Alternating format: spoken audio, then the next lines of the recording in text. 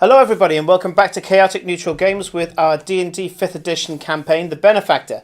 I'm here today with Glory, played by Felicia, Aiden, played by Rodrigo, Eclipse, played by Corinne, Farewell, played by Nick, and Cora, played by Kate. Let's switch on their mics. Hello everyone. Hey. Hello. So, last session was kind of interesting. Kinda? Yeah. You killed me. Cora dashed off after spotting somebody that she recognised in the crowd, and Park heard her way out of the last session, which we'll pick up at the beginning of this session. We'll give Nick some time to get into, adjustments and She rushed away to be part of her own acceptance. spin-off show.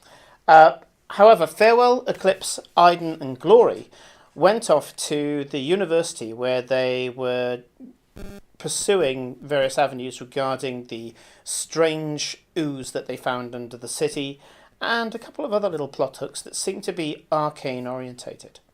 They spoke to Galena Blackforge, the head of the University of Ostergald, and a few other people there as well.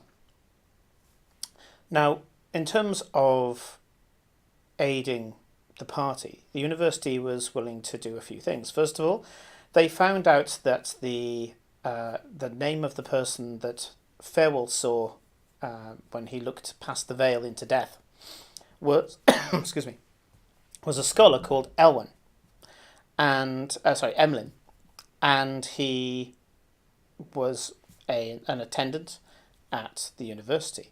However, his studies, though passable by the university standards, weren't enough to keep him there, and he decided to go off and take more of a commercial place within the city, and that's the last they heard of him. However, they could offer a few things. So first of all, they managed to give an illusion of a fishing rod that Emlyn's father gave to him, something that was very close to him, that they could use for scrying, and access to a large crystal-filled chamber, basically the cerebro of this world, called an oraculum, basically a mixture of oracle and some other words. So they stepped up and had a go. Glory stepped up, and it should be pointed out that Felicia's can isn't working, so we've put up the graphic of the lovely Glory there. And she focused into the city and found that the item, using an extended version of the locate object spell, was in a tavern on the outskirts of the Liberty Quarter, which is the quarter of Ostergald that is run by the Thieves Guild. It's not exactly a criminal den. It's strangely quite a nice part of the city, but it is run by the Thieves Guild. And zooming in to a tavern called the Rusty Hatchet, that's where that item could be located, and hopefully some clues towards what befell Emlyn. The second person to go into the oraculum was Eclipse of the Moon, being that they were all given the ability to do one scrying each. Eclipse stepped in and she decided to pursue her lifelong obsession, looking for the tomb of Joradan the Great, a tabaxi, lion-headed tabaxi, who was a conqueror many years ago, and it's said that Ostergald still has many of the treasures that he took with him on that conquest, including his final resting place, the heart of Joradan being a treasure that she pursues most of all. She levitated above the city in this mind's eye form and shot across the map towards some various locations, forests and a few outlying villages, only to find that there was not one singular target, but many of them. And I think she was looking for canopic jars, I'm right in saying, which would have housed various organs of Joradan during the burial process. There were many, many points of light which pointed to these canopic jars, and it was only when the dots started getting bigger and bigger that Eclipse figured out a little too late that they were actually a psychic version of Magic Missile. She got hit, shot out of the vision, and blasted across the chamber with more pride bruised than actual damage. Then finally, Farewell. Farewell stepped into By the way, we can tell who the favourite is. Farewell stepped into the Oraculum, and after the mysteries surrounding his backstory, decided to look for his brother. Remind me of his name again, Nick? Oh, God, hold on. It's not Jacob, it's Joshua? It might be Jacob, actually. No, Joshua's dead. Eugene or something like that? Elijah, Elijah, that's correct. And focusing on him, the same thing happened for compared to the other two scryings, where suddenly he felt shot up into the air and could see the world below, and then the world melted away into nothingness, a completely black void with a kind of rushing, twisting sensation around him, the feeling of falling whilst knowing that he's not actually moving. And then he could hear voices screaming his name. And that was the last thing he heard before he dropped to 0 hit points and collapsed in the middle of the chamber. And was very quickly revived by his party members. So, I'm going to say that you guys have had an emergency short rest at the university. You can still talk to Kathleen, who was the scholar that took you to the Oraculum, and you can ask her various questions regarding the Oraculum and how it works and things. But I'm going to cut straight across to Kate and make up for a little bit of the lost time from last session. Excuse me, itchy nose. So, Kate. Yeah. You saw the wood elf that you saw at the soiree that Glory took you to. She ducked down an alleyway, and you knew that alleyway went one of two ways. If she turned to the right, basically it goes a short way and then there's a fork. If she goes to the right, you wouldn't be able to catch her up. Not in a million years. She'd be able to blend into the crowd. But if she goes left, you'll be able to catch her up if you use one of your urchin routes. One of the many smuggling routes that you know about in the city. And at the beginning of last session, I piloted your character, and you dashed off, neatly sliding underneath a cart and disappearing into the crowd out of sight. And that's where we're going to pick up now. Your feet pounding on the cobbles, you instinctively go back into what has been years and years of quickly moving through the city, if not unseen, certainly unnoticed, nobody caring about what could be a child, running through the city, maybe playing a game or maybe late home for some reason. Monopolizing on this misperception, you have been able to cut through the city incredibly fast. But in order to get to the place where you want to, and get there before this wood elf does, you're going to have to certainly push yourself a little further than you have before. Awen is flying alongside you and kind of almost like your coach, barking out orders, dog to the left, things like that. And you start to dash through the city. So I think you're more dex than strength, aren't you? Yes, I'm pretty sure that is the case. Hold on, let me double check. Yes, definitely. Okay. So, you start dashing through what is a narrow alleyway. There are crates to the left and right, and there are various roustabouts that are coming out of the back of various buildings to pick up the next crate so that they can take it in, unload it, and break it down. They're coming out with panels from crates, broken crates, various other bits and pieces. Excuse me, very itchy nose. And you're having to dodge past them left and right. I'm going to start off, I think, probably by doing a few attacks on you.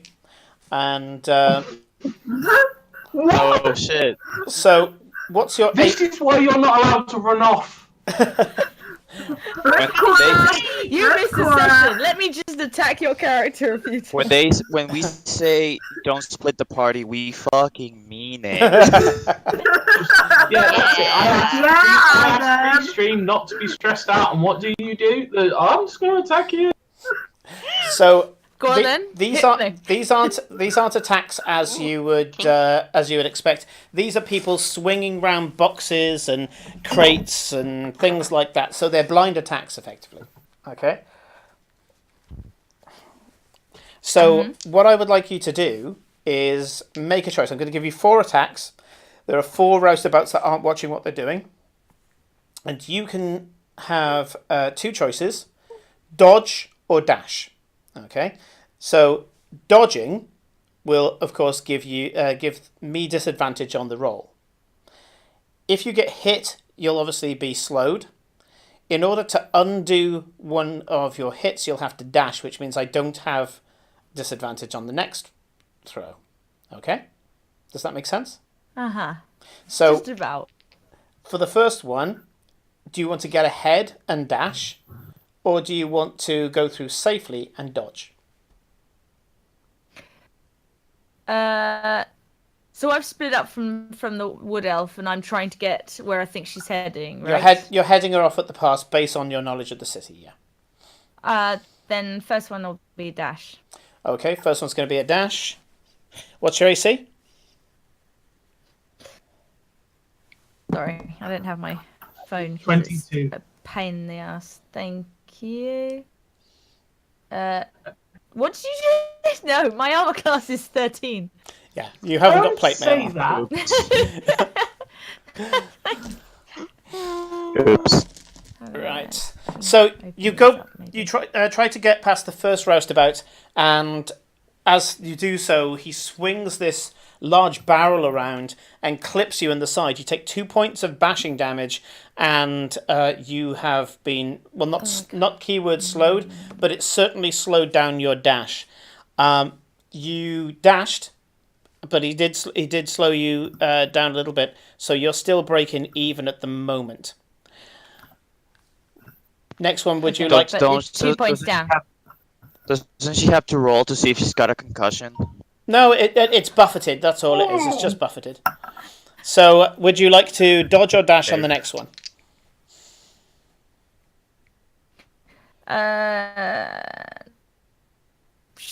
She'll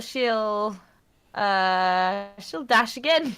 Dash again. Okay. I don't really know. I don't really get it. Okay. So this time it's a long, thin. You probably think it has kind of weapons or tools or something like that in it. The guy swings it round, and you manage to take advantage of your low height. You duck down and kind of barrel through underneath, gaining not slowing down. You get the full dash effect, and so you've managed to get through, and you're ahead now. If you keep at this pace, you'll be able to get through this part of your little gauntlet just fine. Do you want to dodge or dash? Dash. Dash, sure. Okay. Oh my god. Unfortunately, an unlucky blow as a bunch of broken pieces of wood are swung out of a loading door and straight onto you. I want you to take 7 points of piercing damage, and I want you to make a DC 10 dexterity saving throw. If you fail, you basically trip over. You go prone. Okay. Oh, threw that across the room. Hold on. I just watched that bounce.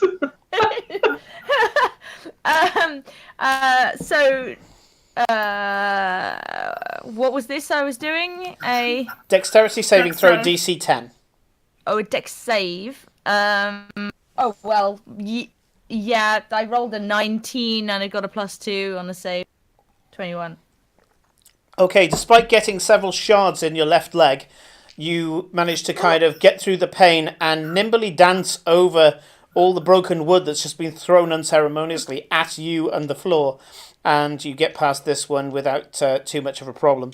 The last one that you can see, they're currently trying to chain up a bunch of containers in order to get them ready for shipping. Chains are flying all over the place as the guys seem to be rushing. There's also some strange liquid on the floor. Would you like to dodge or dash? I would like to dodge this one. Okay. Because I'm slightly hurt. Okay, I think you absolutely. finally learned. Okay. And like, and I'd also like to shout at everyone to watch what they're doing. I'm walking here. Walking. Well, we finally. I didn't know this is the. I didn't know that we needed to know that Cora was from New York all along. It only comes out when she's pissed off. Yeah. Yeah. So chains are whipping left and right, but you managed to weave your way through them all. Thankfully, because you didn't dash, you're not going to be doing the next thing with disadvantage, as you realise that the material that's on the floor is actually soap. So they've been unloading some form of liquid soap, and it's just spilled all over the floor. They've got like these big hobnail boots on, which means it's not affecting them all that much, and also they're not running. You are. I'd like you to do another dexterity saving throw, but this time it's DC 15. Oh, shit. That's a natural 15 plus 2, so. Yep, absolutely. You end up having to ice skate over this. That you realise that running over this and stopping is not an option. So instead, you just kind of do the whole run up and whee straight across the. I think she knows it's going to be slippery. She does that sort of like thing in movies, you know, where you slide along a corridor. Yep, just absolutely. Like, just jumps on it. Yeah, you Jerry Maguired it. Yeah. Yeah. So you slide towards the end, and with that higher score as well, a couple of the roustabouts go, yay, and give you a bit of a round of applause as you get to the end of this gauntlet, relatively unbeaten. As I pick out I thought. the nails or whatever I was pierced with. Jesus Christ. I thought people were, instead of cheering, would have gone, what the fuck are you doing here? The next part, you know, is also quite dangerous. There are two options that you can go through here, because you know that the yard in front of you is actually for livestock. However, there are two pens. There's the kennels, and then there's the stables. The stables, you know, the horses give quite a nasty bash. However, the kennels have dogs. Which one would you like to go for? Dogs or Why would horses? I go for either? I'm not sure why I'm jumping through this gauntlet. This is a shortcut. Normally you'd go through here. Normally you'd go through here slowly. You're having to go through fast in order to catch up with this person. So okay, so either run past the backsides of horses or run through the dog kennels. Pretty much. Is that what you're saying? Mm-hmm. That's it. Remember, you're small. You could ride the dogs into battle. I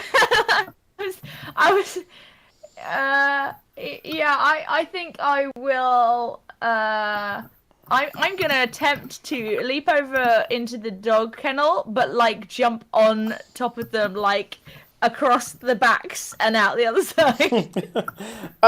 Yeah, sure. Go on. This will not end well. This will be a balance check, especially considering you're doing it at speed. Do me an acrobatics check.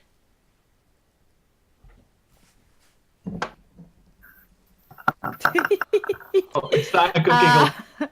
Simon, this is all we're gonna get when we miss a session. Penance. Just jump with horses. That's what How you much? get. 8. 8. Oh shit. It's going so well up until the point where you realise that they've spilled some doggy treats on top of one of the kennels, and they're effectively like ball bearings. You slip on it, and you fall I mean, you don't get damage from this because it's about 2 foot off the floor, but you do end up falling flat on your back, right in front of a pair of dogs that are looking at you, kind of half quizzical, half scared. You're not quite sure. You manage to right yourself really quickly. It's like a 2 foot landing, even though you're quite short. It's still not a problem. You can pelt on, but you have a feeling that you're going to have to gesture in some way to point out to these dogs that you're of no threat to them. So I'd like you to do an animal handling check.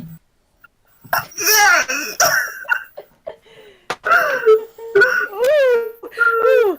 Oh, I wish I had my favorite dice that is halfway across the room right now. Animal handling. Where does that one come in? Oh, there. Oh, that's not too shabby. Yeah. Okay, that's an 8 again. Okay. Rip. Good dog. I thought. I think you should have started thinking on your new character, Kate. Yeah, probably. Farewell feels So, a disturbance three of to the dogs. force. 3 of the dogs back, a little bit scared of you and kind of like, who is she? I'm scared. However, the 4th is like, right, she's having it, and you're being chased by the 4th dog. I would like you to do it's now a straight athletics check for you to scale out the pen the other side. Sure. I'm gonna Eldritch blast it in the tail. Oh my god. Oh! Blasting the doggo! That doesn't mean it doesn't I am ashamed! We have learned something about you today. We have really learned about how low you're willing to go. It's him on me, man. And I'm only doing it in the tail, just like right to the tip of his tail, just to make it go oh, and stop, so that I can get away. Okay, Dice. roll to hit. I'm glad I got a lot of dice. Go and get your dice, Kate. Go and get your favourite dice. I got a shit ton of dice, so I should actually use more. When No, Farewell probably shouldn't finds use out these about dice. it. That was a wait to hit is where's my That's not quite low that's the wrong AC. stat. Oh, it's because I don't have my scroll. Hold on. Sorry, having to use paper. What's the thing? Oh, a 6. Okay, so 15 to hit. Yeah, definitely hits. Roll for damage, being that you can't pull the damage of a force bolt. Can I not? No, it's a force bolt. You've just thrown a small arcane grenade. Oh, on the tail! I'm gonna cast instant regret probably. Hold on. Oh, that's a D10. Oh, so sorry. I did contemplate throwing it. I might have killed the dog. 8. 8 points of damage. Okay. I am Well, disgusted. so you hit the tail because I increased the diff because I changed the AC into a difficulty because you're aiming for a body part. I increased the difficulty, but you did hit the tail. However, 8 points of damage. This elk hound, this tall elk hound with a kind of a springy, spirally tail on the back, you've just obliterated this poor dog's tail. You have... Oh, I really like dogs too. Cora got scared. It's a big dog. She's very small. Okay. So the She dog instantly regrets it. the dog is running. I knew I should have aimed at the back of the wall and not at the actual creature. Yeah, at the floor or anything. Yeah. And then tries to leap over the fence. Well, I'm going to say now that you're not being chased, you can get up the fence, no problem at all. What I would like you to do, though, is do me a... Oh, what do I give this? Well, it's a wisdom saving throw. Just give me a wisdom saving throw. I'd like to know. Oh no. Where's my better dice? Wisdom save. Where's your better judgment? Yeah, I know. I was in a chase, And remember, I'm still. Oh, Excuses. Simon, Yeah. you told me last session that next time I use, I think, Eldritch Blast, I auto hit and I auto crit. Oh, Yep. yeah. Oh, my God. Did. You haven't thrown... Okay, so yes, it was actually 16 points of damage, which thankfully, because you only... because you were going for the tail and you did cold shot on the tail, you still obliterate the tail, but it was a bigger explosion, as in the tail became a mist. Yeah?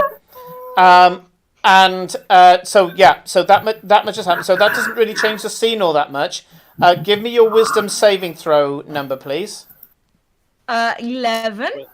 11. Okay. Kate, Cora is rattled. Okay? I am pulling this from 4th edition. You are keyword rattled, which means that I get to impose 5 disadvantages on you at a moment of my choosing. That seems convenient. Not like now that I'm actually rattled, you're just going to wait until. Like, No, the later adrenaline when is I'm not still rattled flowing. anymore. The adrenaline is still flowing. Basically, at 5 random points in the future, you will remember this dog.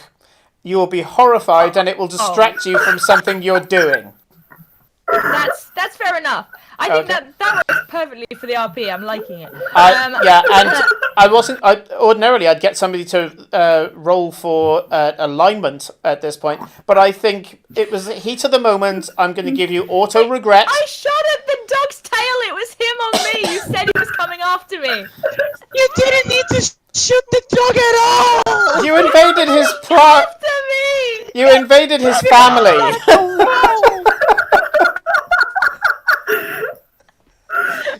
You invaded his home. Oh dear. I should miss sessions more often. This is great. What? Right. Okay. No. Can I climb out? Yeah, you're out. You've climbed out. So I got out. the only thing that's left now is a quick scramble up some ivy. Okay. So Not that an angry dog owner. So- Yeah, I know. Cora is looking. Can I look around? Did anyone see this small explosion? from where you are, you're behind a lot of buildings. You have a feeling that there's a dog owner that's about to come out the back garden to find out what the explosion was. But you're moving too fast for that. Right in front of you is a set of... It's a herbalist garden, effectively. And the on the other side of the wall is the alleyway that you're looking for. There's a number of climbing plants there. There's 3 or 4 climbing plants that you can go up. And I would like you to make a nature check, because this is how gauntlets are supposed to work. So I'd like you to do a nature check. Oh boy, it started off so well and just rolled consistently. This never started well with and Kate. worse. What are you saying? It did! I rolled a natural 19 first time. Okay, so Now the we're difficulties doing are nature. 5 and 10. Okay, so if you get above a 10, nothing happens. If you get below a 10, a minor thing happens. If you get below that again, something else happens. What did you score? Excellent. I rolled a 4. You rolled a 4. Okay. Oh my god. And I have a 0 for nature, so Okay. yeah, I'm not very intelligent. Okay. Solid. So congratulations, you climb up the ivy, no problem at all. Everything is fine, Kate. So you get to the top of the wall, no problem whatsoever. And at the top of the wall, I'd like you to make a perception check. So what my other die? Oh, okay. I lucky feet is so nice. Not feet, but yay! Perception is 21. Okay. Rather than Brilliant. the natural one that I just rolled. Okay, so a bit of good news for you, Cora. You get to the top of the wall, and as you getting up, you're about to kind of hang and drop on the opposite side of the wall, being that the wall's quite high, and you've got longer to fall than most people. As you get to the top, you realise you can see that the wood elf has gone up to the kind of the fork in the alleyway, the Y section, and she's kind of pressed herself against the wall, not not kind of panicked, but she's pressed herself up against it casually. You know that anybody who would be following her down that part of the alleyway wouldn't be able to see her until they were within 10 foot of her. She has a wand, not kind of up, but casually down by her side. And she's looking down the alleyway, presumably waiting for you to walk up it. And she can't see you because she's facing the other way. Remember your CQC training. Can I stay up high on this wall and kind of stay up on the rooftops and stuff and approach her that way? Yeah, absolutely. You can trace along the wall. So I'm going to say that she's, let's say, 50 foot away. Going along the wall, you'd have to go at regular speed, which is about 30 foot. Okay. Other than the rocks irritating your hands and you itching a little bit, there's nothing goes wrong because it's quite a wide wall. You get to within, what did I say? You went 30, I said she was about 40, 50 foot away. So you get within another movement of her. And at this point, because you're so close that you're going to have to stealth. Stealthing, and I want to keep a distance. Oh! You want to keep your distance? Okay. In that case. Yeah, she looks like she's got a wand out and wants to shoot me if I come around that corner. So I am approaching from a different side, and I want to keep my distance because I wanna have some sort of protection when I cool down to her in a second. Yeah. So, how far away are you? So she's standing by a wall. I kind of, I want to get within 30 feet, but with some cover. The only cover you've got at the moment is pressing yourself flat on the top of the wall. Give me a stealth check. There's not like a nice rooftop that I can get, a ridge that I can hide and cool down. No, this is a border wall. Okay, and I'm standing on the wall and she's standing against it. Yeah. So on the one side of the wall is her and the alleyway. The other side of the wall is the herbalist garden.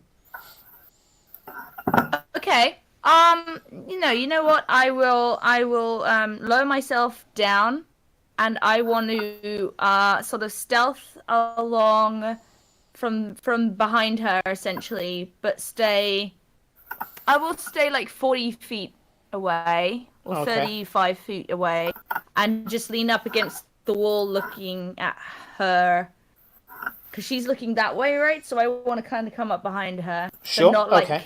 Climbing down from a a wall distance. stealthily is going to be a little bit of a challenge, but give me an acrobatics check.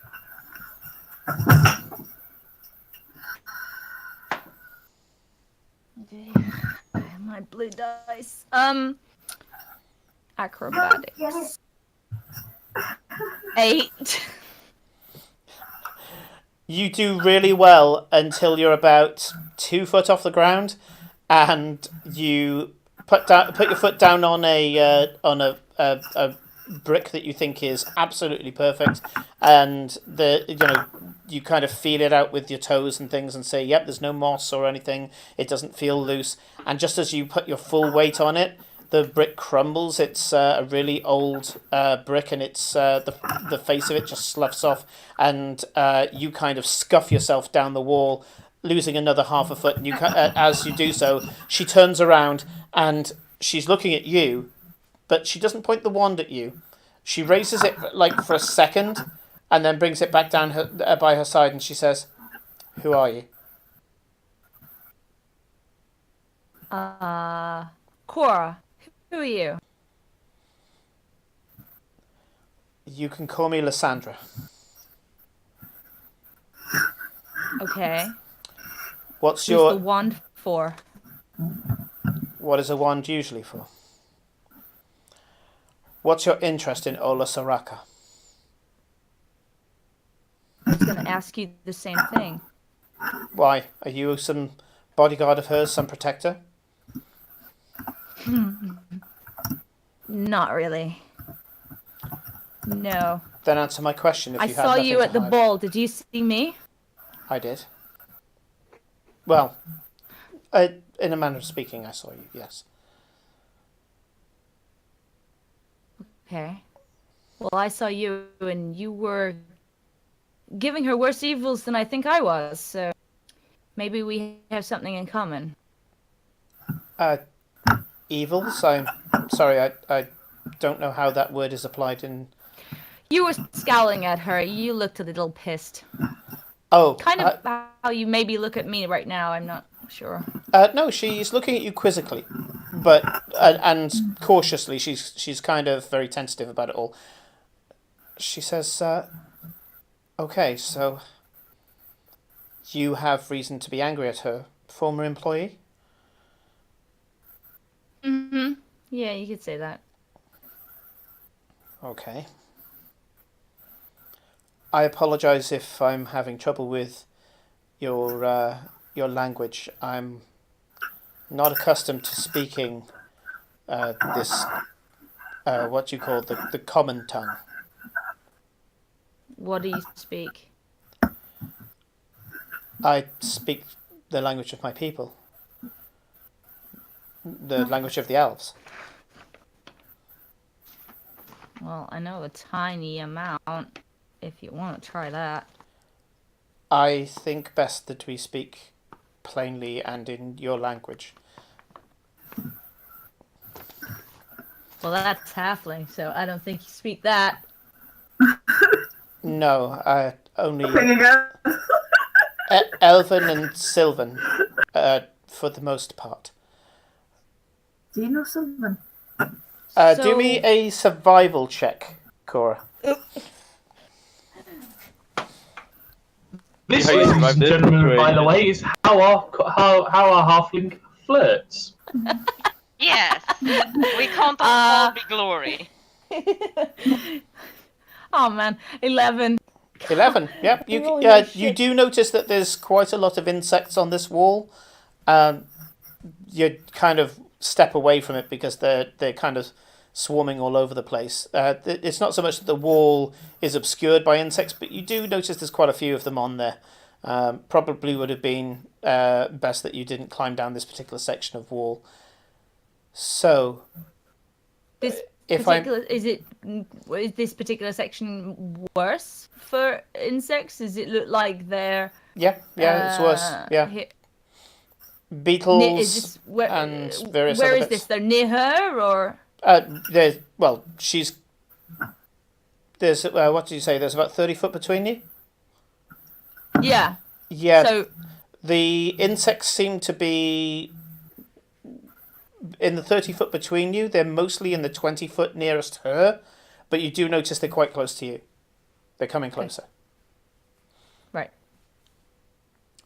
So, if I may press for the information, what is your problem with her? Well, you haven't told me your problem with her. You haven't told me if you're a bodyguard of hers or anything. So She my sneers. secret's your secret. Yeah, you get absolute revulsion on her face at the suggestion that she could be a bodyguard for her. I represent somebody who was a former employee of Ola Soraka. Uh-huh.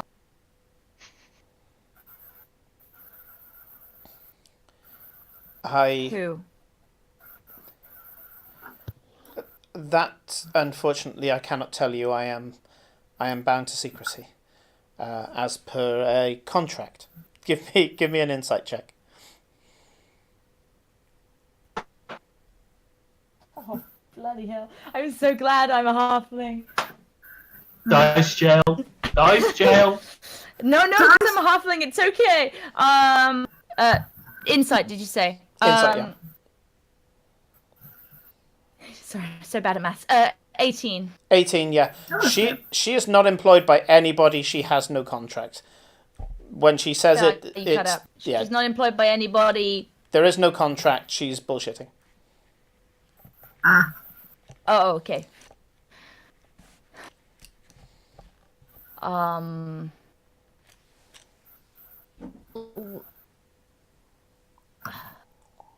do you have a plan? Plan for what?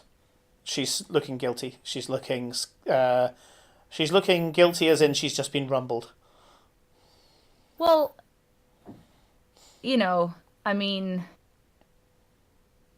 you weren't being all that subtle at the ball. I mean, I spotted you. I don't know how many others did, and you just stared at me and then ran off, and I chased you and caught up with you. So there's that, and you had your wand out as if you were gonna attack or defend or something. So no, I was going to clearly defend myself just in case, but I wanted to know.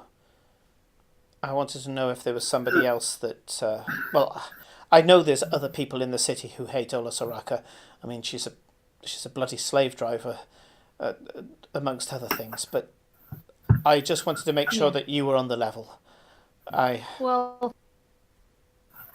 yeah, I have history, in various ways, I guess. But it's not something I'm gonna probably share with a complete and utter stranger. But share a drink and have a chat.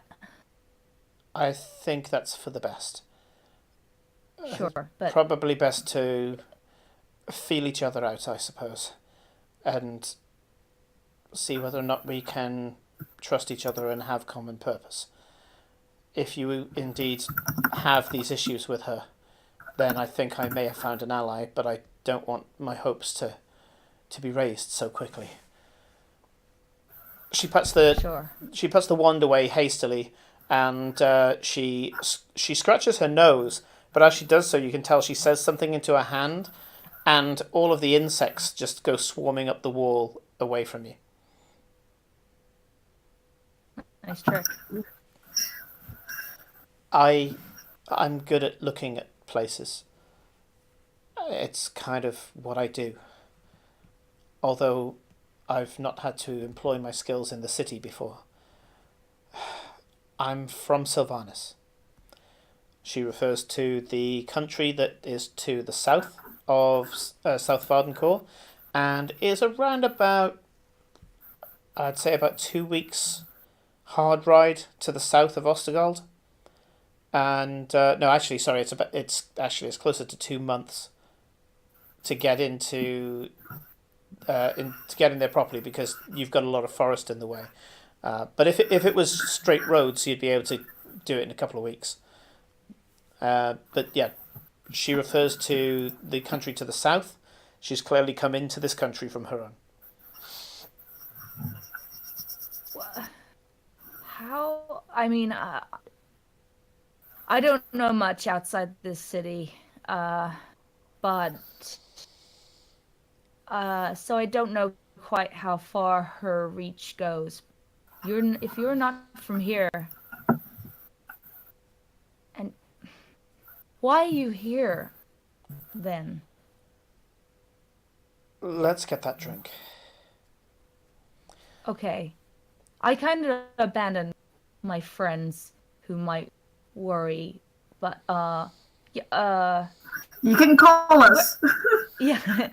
Do you here? You want to go to the Hork and Harness? I can just message my friends. It does. I can get free drinks there.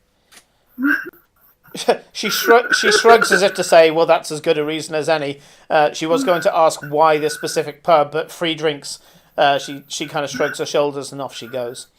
You go to the Hawk and Harness. I'm going to... on the way, I am messaging the others. Although, I guess, because you've told the story, like, what time would that would be really quick, wouldn't it?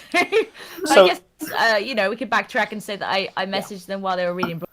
So on the way to the university, they haven't even got... Remember, you were running and you've just had a few minutes of conversation. They haven't even got to the university yet, and they just get a, yeah, I'm fine, whatever your message is, and they carry on to the university. Me like, I may have met a friend. I'll be, unless you need me, I'm at the Hawk and Harness drinking and talking. Farewell will be Oh, very good. Although I think I heard a dog. We'll talk about it. and extremely confused by that. When Farewell finds out that what Cora did to that dog, I'm just imagining friendship ended with Cora. Now, I don't know, Eclipse is my best friend. I just my new best friend. Says Farewell, who told us to steal a cat. Okay. So that Nick would have been told just you before to you see get it. to the university to tie the continuity together. You get to the Hawk and Harness, and Noki brings over some decent wine. He notices he seems to know his clientele, and when he sees your new companion walk in, he immediately picks off a bottle of Elvish wine and sets it down on a table with some glasses. And I mean glasses, not goblets, actual glasses. And you sit down, and immediately she says, such quick service, and as you say, you didn't pay. Are you some people of note around here? Yes. We seem to be.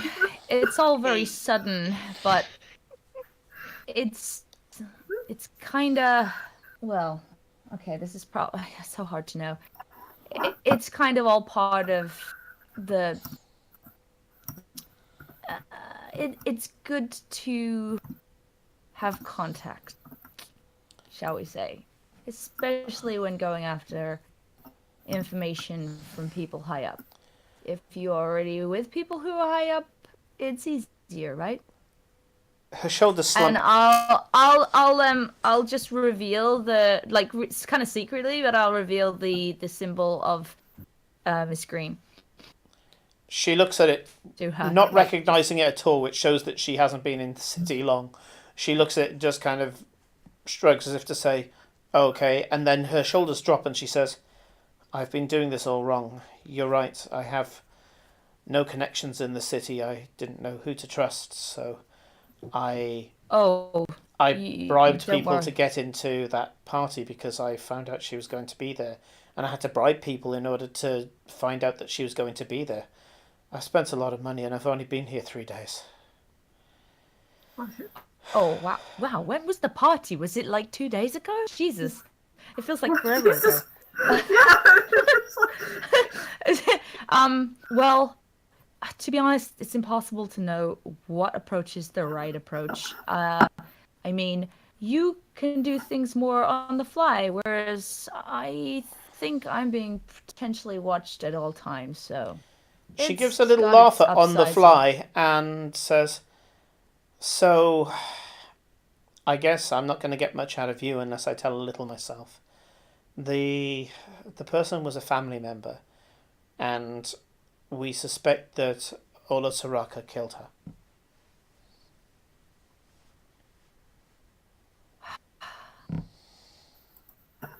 What was her name?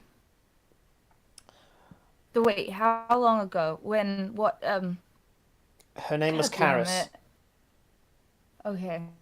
Her name was Karis, and yes, she was. I was very fond of her. And When was this? it was about a year ago. When she died, the elders of the conclave managed to detect her passing. We started our rituals within the wood in order to guide her soul and breathe life back into the world with her passing to keep the balance. And we couldn't complete the ritual. Something strange happened, and one of the elders started to perform a form of scrying, her being an oracle herself. And she said that, she screamed. She screamed and fell unconscious. When she woke up, she described that she had been attacked, and that when she was trying to follow the life force that was coming from Karis, she she found that it was splintering. Not falling back into the world as it's supposed to, but being unwound, deconstructed. She could feel arcane forces doing something. She wasn't able to get much, but she did manage to get that this person, Ola Soraka, was in the room with her at the time, and was the only person in the room with her at the time. What she's capable of, I'm not sure, but she practices some dark magic, and I'm not leaving until I've found out what that dark magic is and how to stop it. Cora, I would like you to do a history check.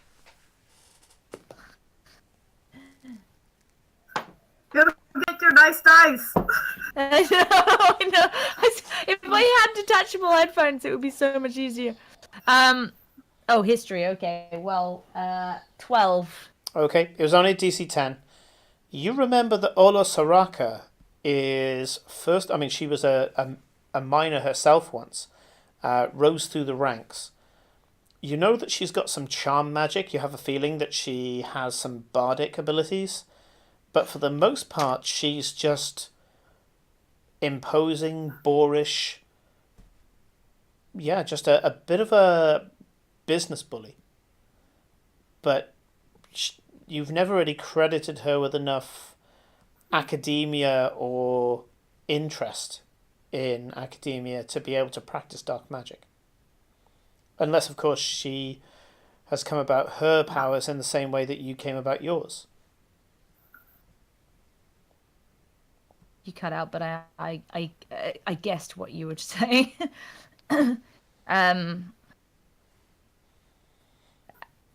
Okay. Well, have I lost everyone? I can't hear anyone. No, we're waiting on. No, we're just not talking. Sorry. Yeah.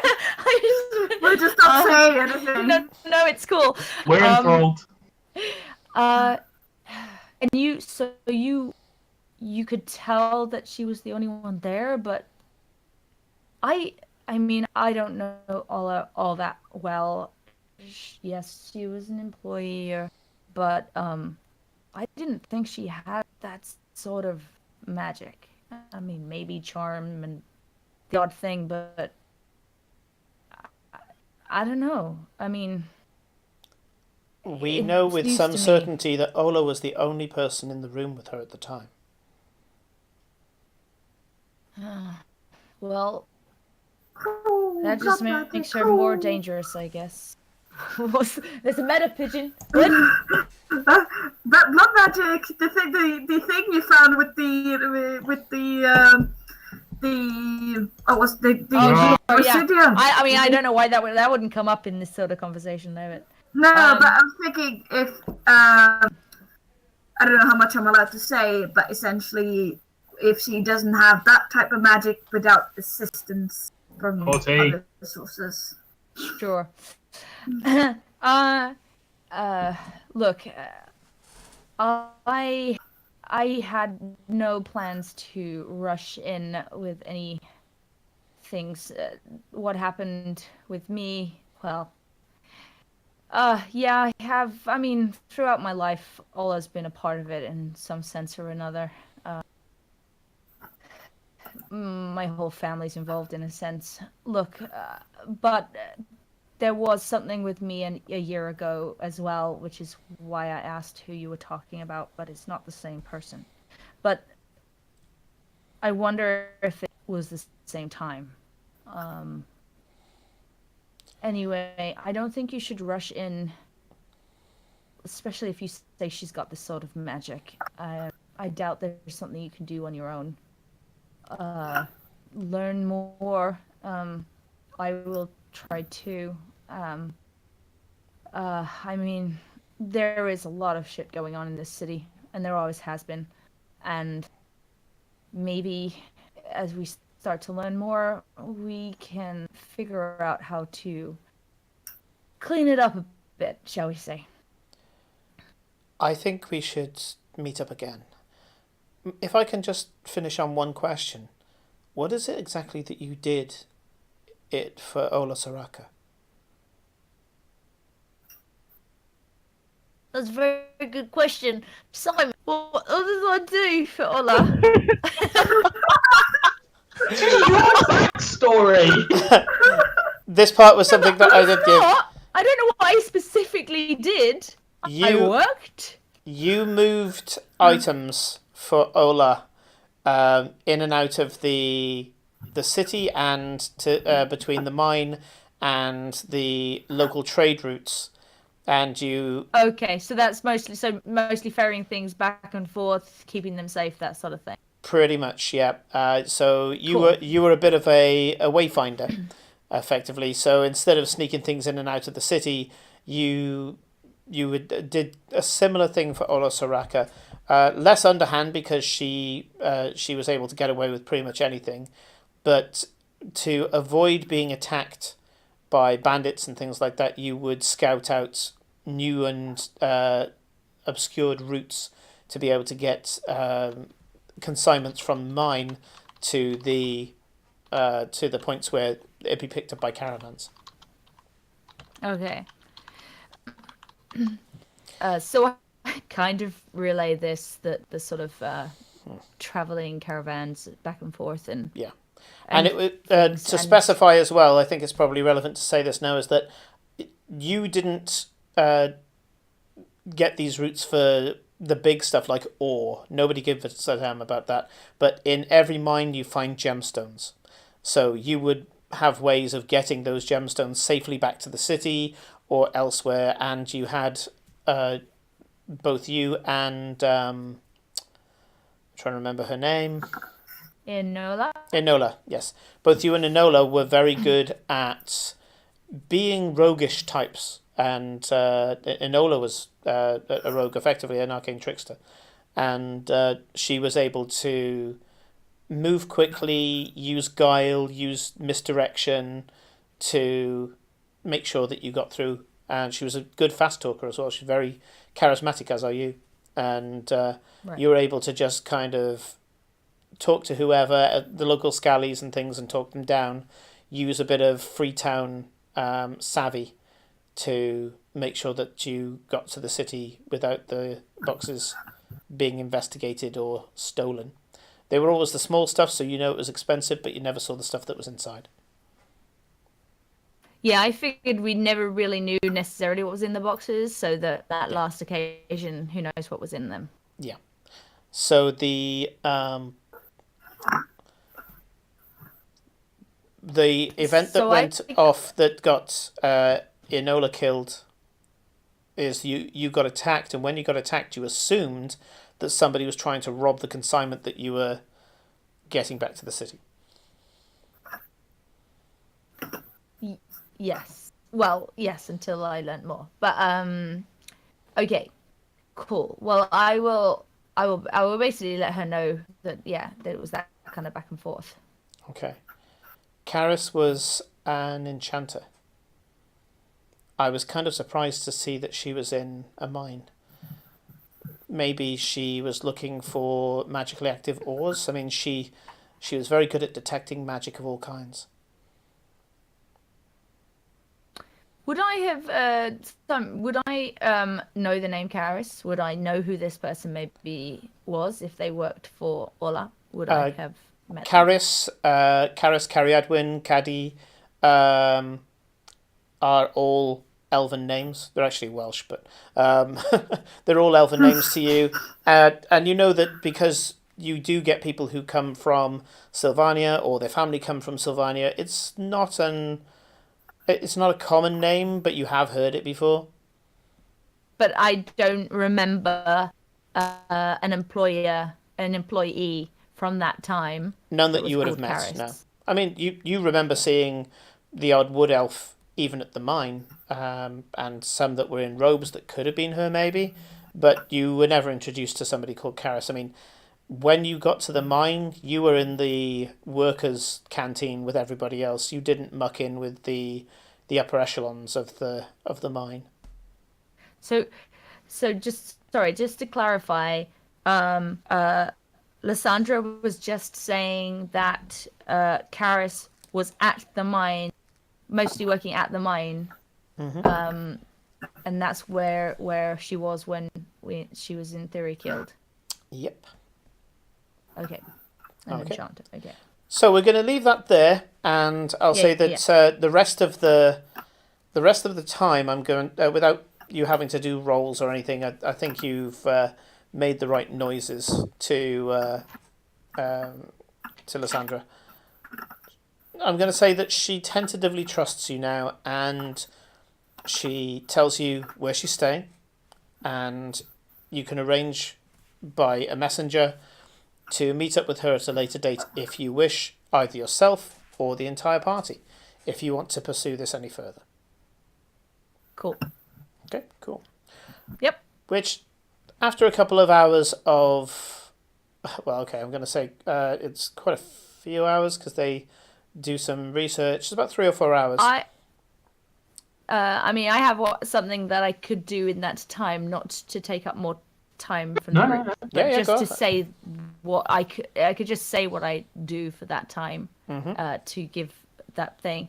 So I think after this conversation, being reminded of all this stuff, and as she hasn't done it for a few days now, and she has a coin purse with a decent amount of money in, but I can't quite remember how much.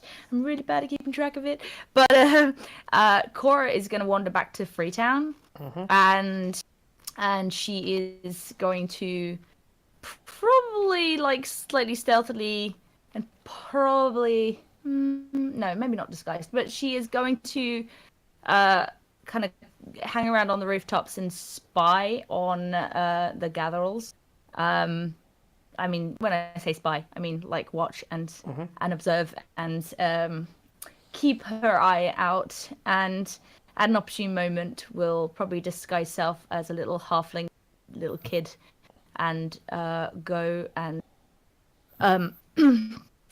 put under everyone's door in the area a gold piece and then a coin purse of I think I got enough to give like 50.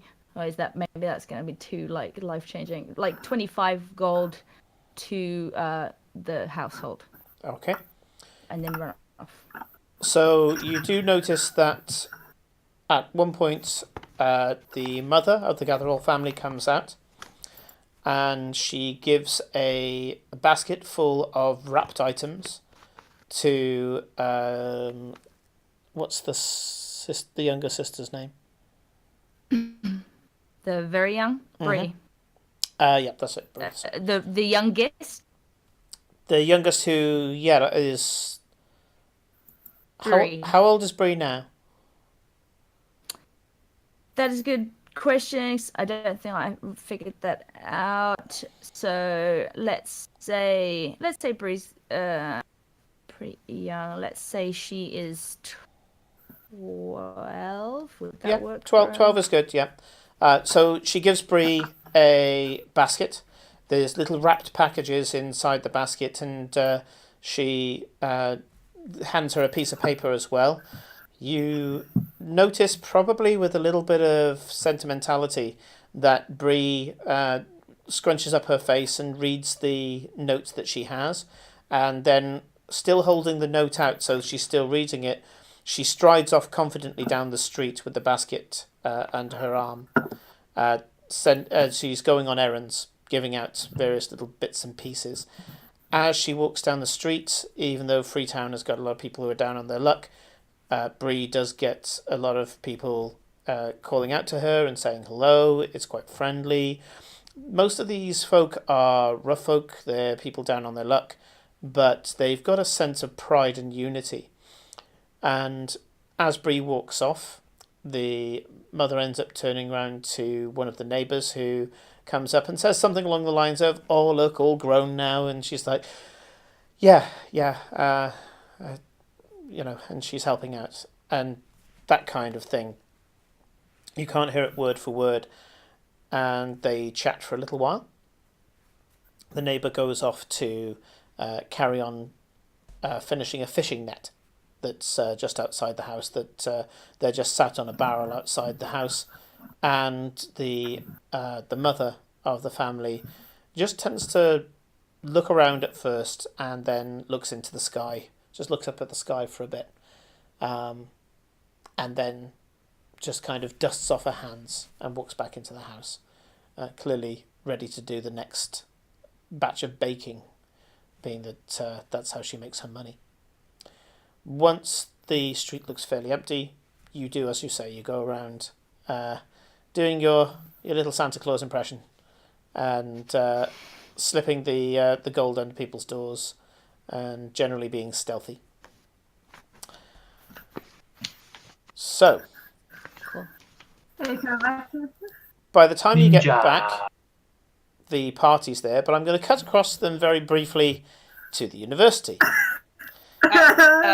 So you have used the hit dice that you need to use, Farewell Yes. and Eclipse, to get yourself back up. Yeah. I only need the one because I only got 8 hit points worth of damage last time. So I'm up You to got lucky. 21 hit points. Okay. I was very lucky. Imagine you used all of your dice, huh, Nick? Not all of them, but most. Yeah, imagine. Kathleen says, "What happened?" As this is a conversation, pretty much as you're having your short rest. What happened? I mean, I know some people have been overwhelmed before and they've passed out because they've pushed too hard, but I don't know. You didn't seem to faint, Farewell, as just stop. Your face just went slack all of a sudden, and you just fell to the floor. You died. I was certain you were dead. Yeah. I don't really want to. I don't want to talk. I need to leave, and Farewell will just get up and walk out. I'll go with them. Weird. Like we have no reason to stay here really, so No. Eclipse will go with. Thanks Okay. for the help, everyone. Considering how like the alternative will be being alone with Glory, I go with Eclipse. Hey, we're leaving all of us. Okay, you guys head off. You head back to the Hawk and Harness. By the time you get back to the Hawk and Harness, I'll say that Cora is sat there eating a bacon sandwich and talking to Noki. Ah, my friends, please come in. What can I get you? You must be starving. Would you like Alcohol. would you like some solids to go with those liquids, I? Yes, please. I would like a nice pie, kidney pie. Of course. He passes a bottle of cheap red to Aiden and then goes around and starts plating up various food that you guys need. And you've got a large round table available for you guys to catch up. Yeah, Farewell just sits next to Cora and has not, from the walk from the university all the way to the pub, has not said a word. He's just walked. Are you visibly like hit point wise? Would you be quite visibly different? Because if so, I'd probably comment. He does look like shit. Maybe not like physical cuts, but he looks tired. He kind of tired and kind of. Yeah, looks rough. What were you guys doing? You look like shit. Well, we were supposed to just go to a library and find out some things, and Farewell here decided to have a near-death experience. What? Yes, it was very, very scary. I thought he was dead. I decided to put a push on him in anyway, and that seemed to be the right choice because he woke up after that. But he just looked through this scrying oraculum thing, and then he just fell down to the floor. And it was very scary, and he hasn't really talked since then, so we're hoping you can talk to him. So remember last session when I said don't? It was really, really, really scary. I'll be Cora. honest, Like, Nick, I forgot. It would Sorry. dying, and I didn't know what to do. So I was trying to shake him awake, and it didn't work. And then I called Renata, but then Eclipse did a potion thing, and it was fine. So I had to say it was fine, and I gave him my fluffy blanket, but I'm not sure. The power of the. You went to look at books and you died? Looking at books? You read books all the time! I don't know. Farewell, explain. Farewell, explain. Yes, what did you even look for? Because we were using this Oculum room to like try and find stuff, and like I found where we need to go for the mission thingy-magog, and then these two decide to do something that gets them hurt. Why the Well, I fuck did no know- one call me? Isn't that the point of these things? It No. just happened, Cora. We just got here. We were gonna call you when we got here, but you were here, so. Yes. I grab out one of my potions from my pouch and I stuck it on the table in front of Farewell. We have these for a reason.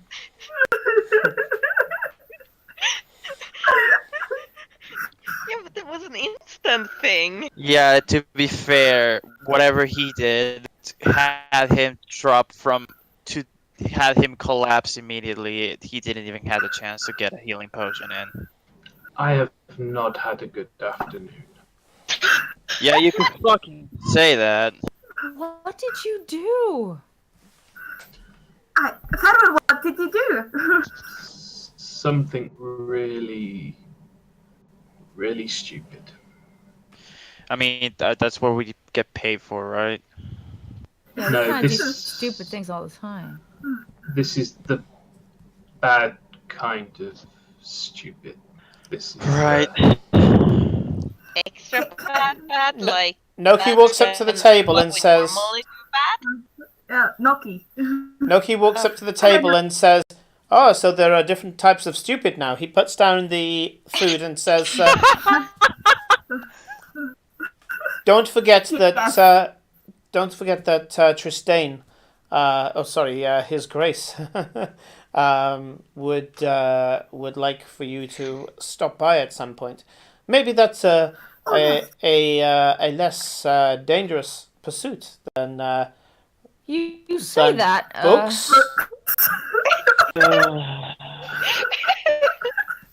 Okay. Yes. I'm not gonna lie, I would rather have whatever happened to Farewell happen to me instead of having to interact with people of high society ever again.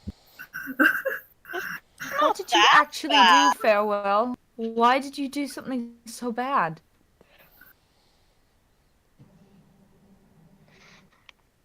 Isn't that the question? I mean, didn't really know it would be bad, and I don't think when Farewell went to do whatever, did you try to look for, Farewell? Because the Oraculum is looking for things.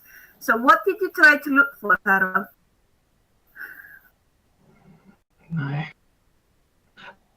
You can probably see on his face he's really struggling with this, let alone that he's not said a word and he's really struggling. He looks quite pained, and he's physically gotten smaller the more you've talked to You him. don't have to. I look at him and I go, "Look, you don't have to tell us anything. But I think by this point it's kind of obvious everyone here has their own share of secrets. You can have yours. Just We're just don't- concerned. We're just concerned. we're just concerned that you almost fucking died on us."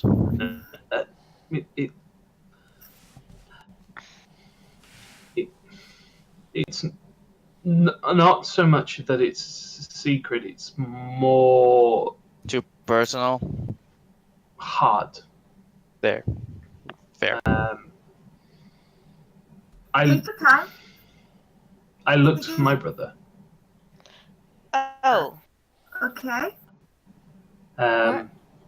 Is your brother? Sorry, I missed what he said because I sneezed. What did he say? He looked for his brother. Okay. Yeah. I wasn't. Not all of them. Not everybody died when we were attacked. Some fled here. Others just disappeared. Elijah, who's my youngest brother, he I couldn't find him. He was the only one I couldn't find.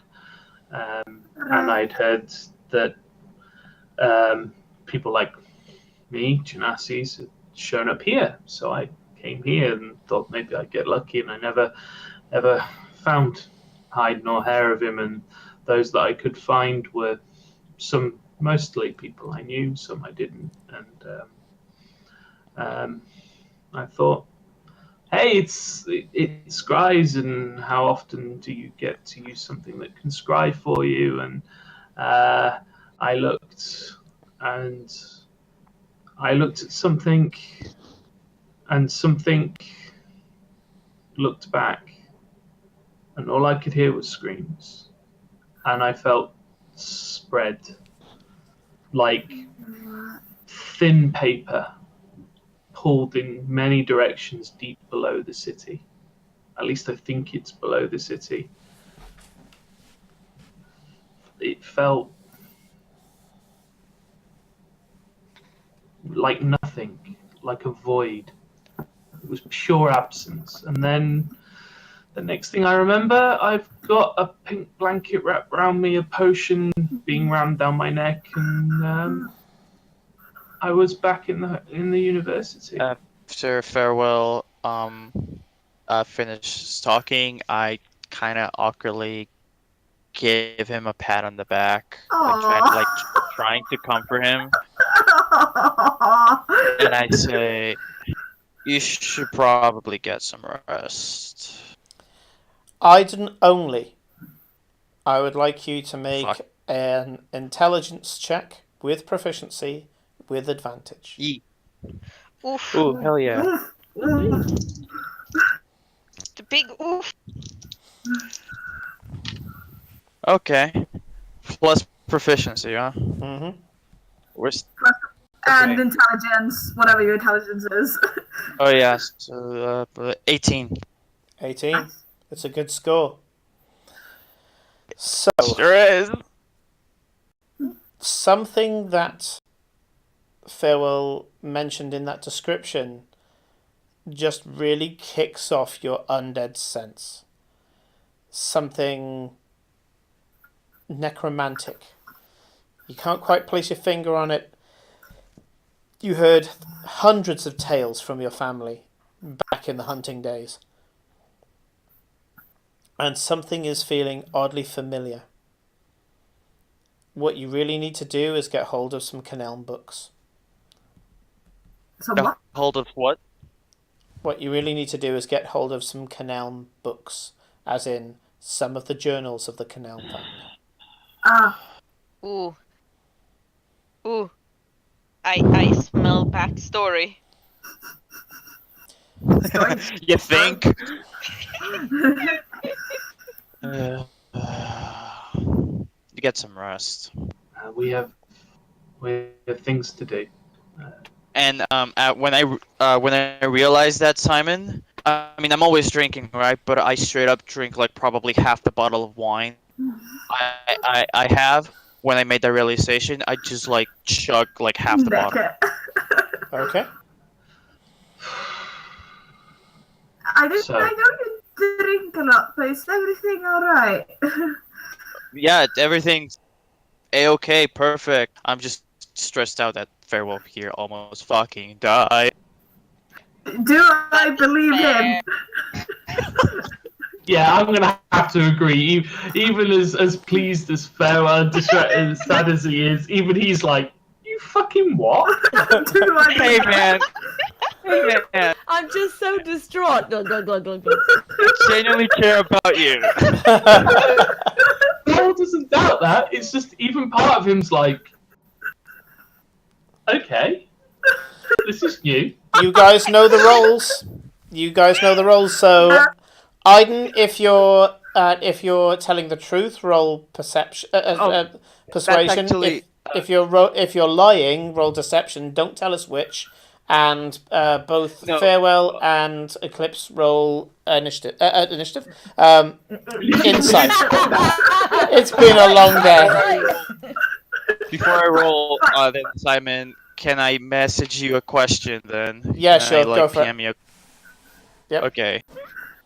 Well, I got 11, so my score to beat with your minus modifier in charisma. The dice has been rescued. Yay. Is it out of jail? No, That one never ended up in jail. I literally on the very first roll threw it across the room, and it's the dice I sort of end up using all the time. My little blue one. It seems to roll well, then I lost it instantly. Amazing.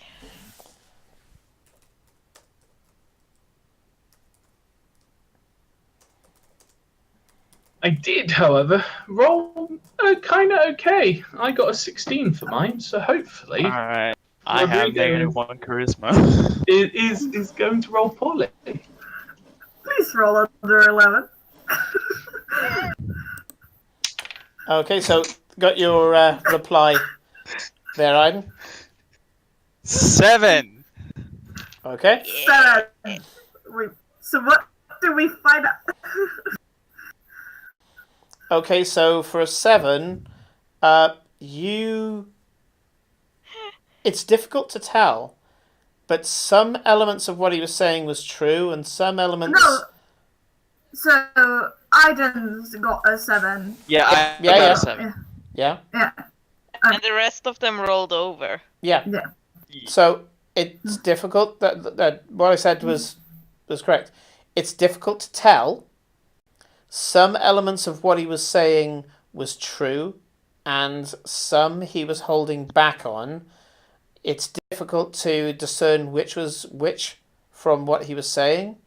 Even though you beat him, you know that some falsehoods were in there.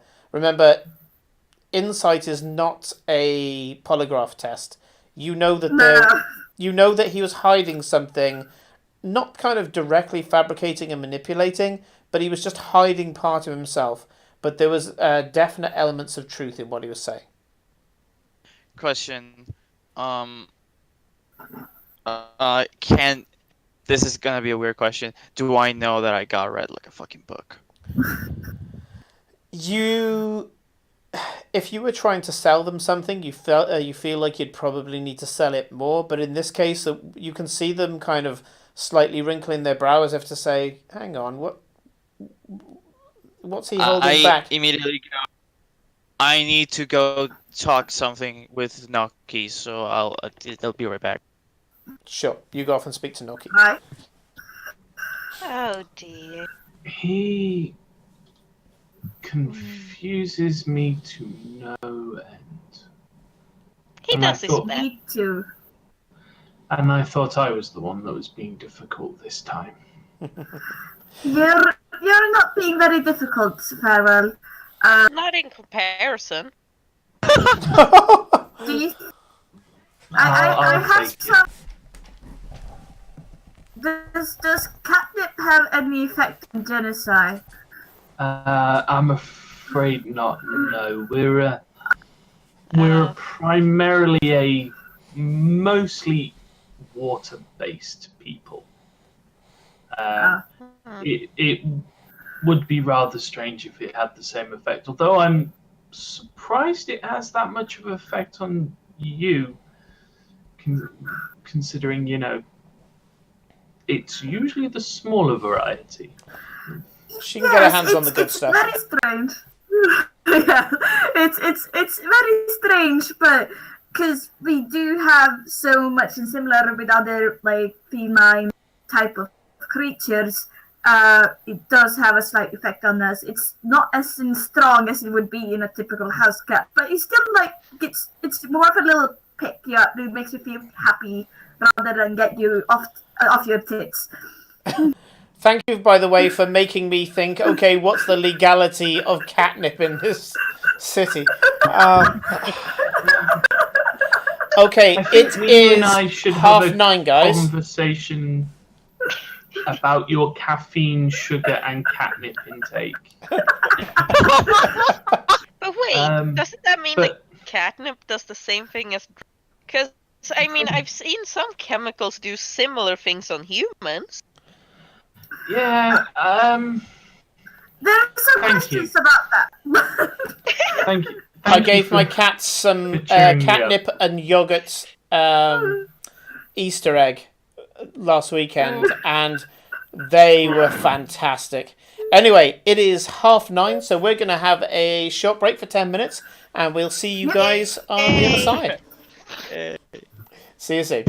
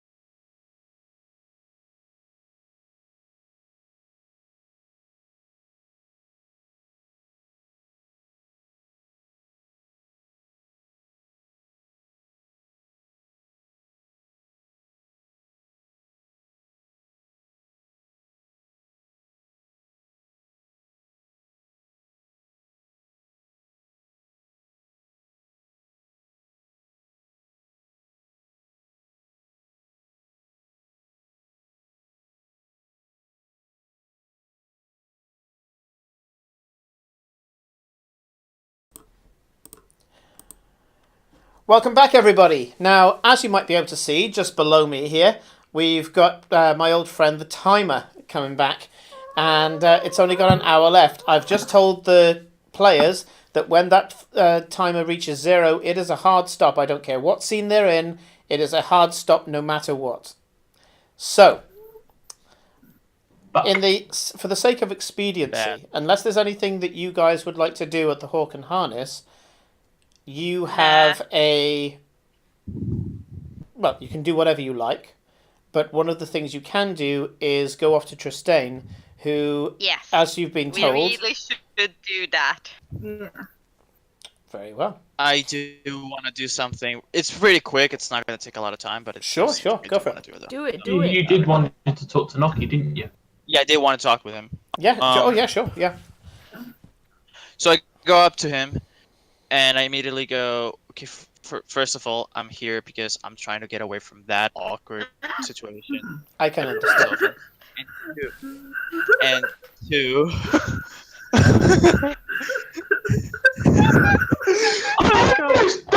Dude! yes, and I did come for you, but then everyone read through my bullshit, and I needed to get away from it fast. Two, actually, there is an actual reason why I want to talk with you. No, it's not because I want more wine. It's Have to specify that. yeah. We can put orders for shit we need, like weapons and the like. Is that correct? Of course, yes. I'm your contact with the Green Organization for any form of outfitting. Right. See. And I like pull up a bit. Like I always carry my my rapier sheath on my left hand. I don't have it like on my belt. I always carry it on my hand. Mhm. And it's like I kind of need a switch of weapon. This it's not actually really my thing. Do you think you can put an order for like a saber? A saber, of Probably, course. We can have a saber here within the hour. preferably silvered.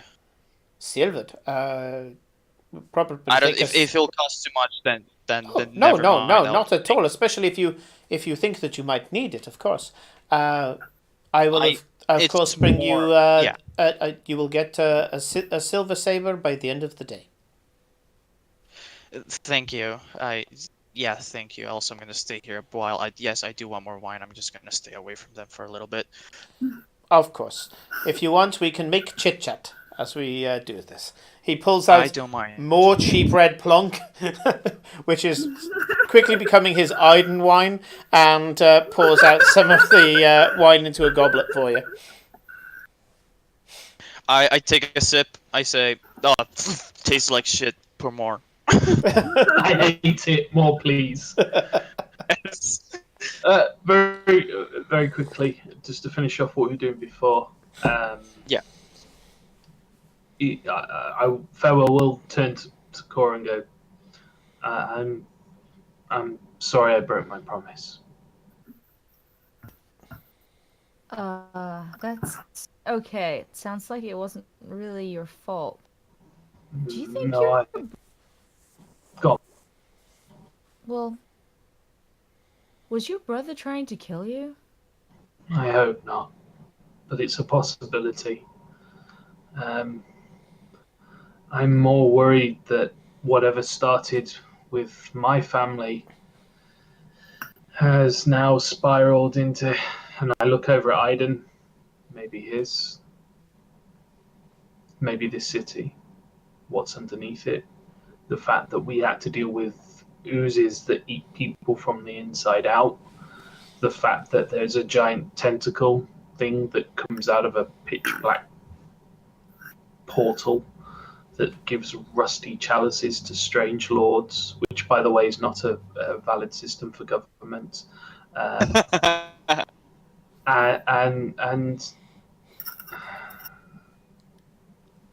And this is all heading in one terrible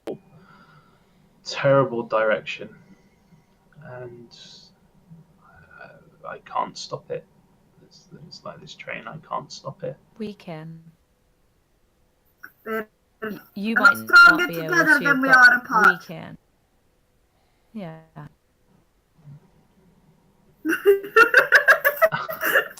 You'll forgive me. I don't feel. You all have this wonderful way of cutting through this funk I have and making me smile. It is fine, Farewell. Even if your brother is doing something stupid, we can beat it out of him. I would hope that there would be less beating. Come on, we should go and see Tristan before it's too late and we run out of hors d'oeuvres or drinks or foods or whatever it is. And Time. he'll give Cora a big hug and go and get up and start moving towards the door. And Cora picks up the healing potion that she put in front of him and goes after him, still going, you still look like shit, dude. I have 3. I'm fine. We are about to go and talk to someone who talks to creatures that come out of the abyss. I think you want to make sure you're feeling the best. I'm fine. Let's just save it in case something really seriously happens. So let's just save it. I'm fine. I mean, Hi, tentacles Dad. isn't the weirdest thing you could be talking to. I'm willing to believe anything. Yeah. We're going to Tristan.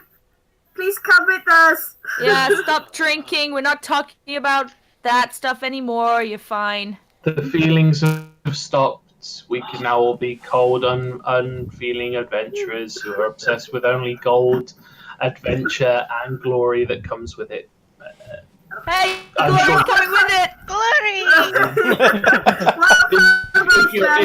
If you're wondering how she's going to live up to her name, there you are. Right. Your acting Come on. applies to Simon again. Yay, my favorite. And I just go with it. As you leave We the appreciate tavern, your efforts. Farewell, your mind does go off to your brother a little bit, and you start to remember how things were back when the caravan was all together and you were going from village to village, putting the dead to rest, helping those who are on their way to death, and doing the things that other people balked at. You always had a link with the Raven Queen, and amongst you, you had some necromancers as well. But I would say that what was previously called, I guess they're kind of good necromancers, or for those who have read the Aporson books, kind of Aporson type characters, where they would use necromancy to put the dead back down again, that put the undead back into the grave again, sometimes turning the undead on themselves in order to save lives. So necromancy in this case is not necessarily an evil thing in and of itself. It can be used most commonly for evil, in the same way that healing can be used most commonly for good. But yeah, it's something that was very well known amongst your people. Your brother had a fascination with necromancy, and he also had a fascination with the box. Not, I would say, an obsessive fascination, but he didn't like the fact that it was an unanswered question. It grated at him. As you're thinking about him walking along, yes, him doing something stupid you could absolutely believe, but him doing something malicious is something that you, even once you remove the rose-tinted specks of being his brother, you just can't believe it of him that he would do something deliberately malicious. He might be hoodwinked into something, or he might be convinced by somebody that it's the right thing to do, even if it was against his nature. But he wouldn't willingly go into this, whatever the hell is going on. At this point, I'll let you decide the role. It can be history, or it can be an intelligence saving throw, or it can be perception. But the moment that you start thinking about your brother, something triggers. We're going to go with perception, because that's my best skill. Righto? Wish me luck. Wish me luck, everybody. Oh, that's really good. It's 23. 23. You're hoping that there's a way that you can confirm this, but you get a feeling, a sinking feeling in your stomach. You think one of the voices that was screaming your name was your brother's.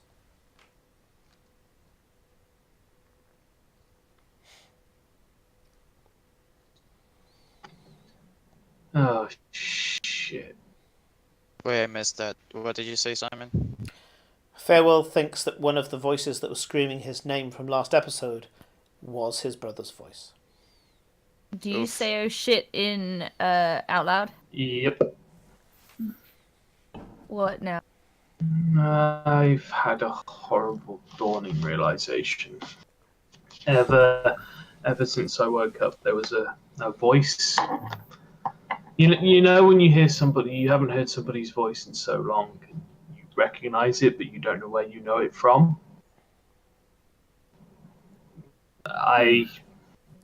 I'm pretty sure the voice I heard screaming was Elijah's, and I'm pretty sure he was screaming my name. Well, that bodes well. Yeah. This city is fucking awful. Yeah, why are we still here? I have Because no we're idea.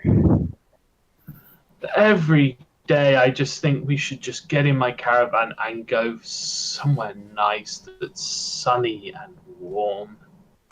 You know why we're still here? We should do that sometime. Maybe True. after we get kicked out, but till then, let's have fun. Well, maybe just maybe we can make the city not shit.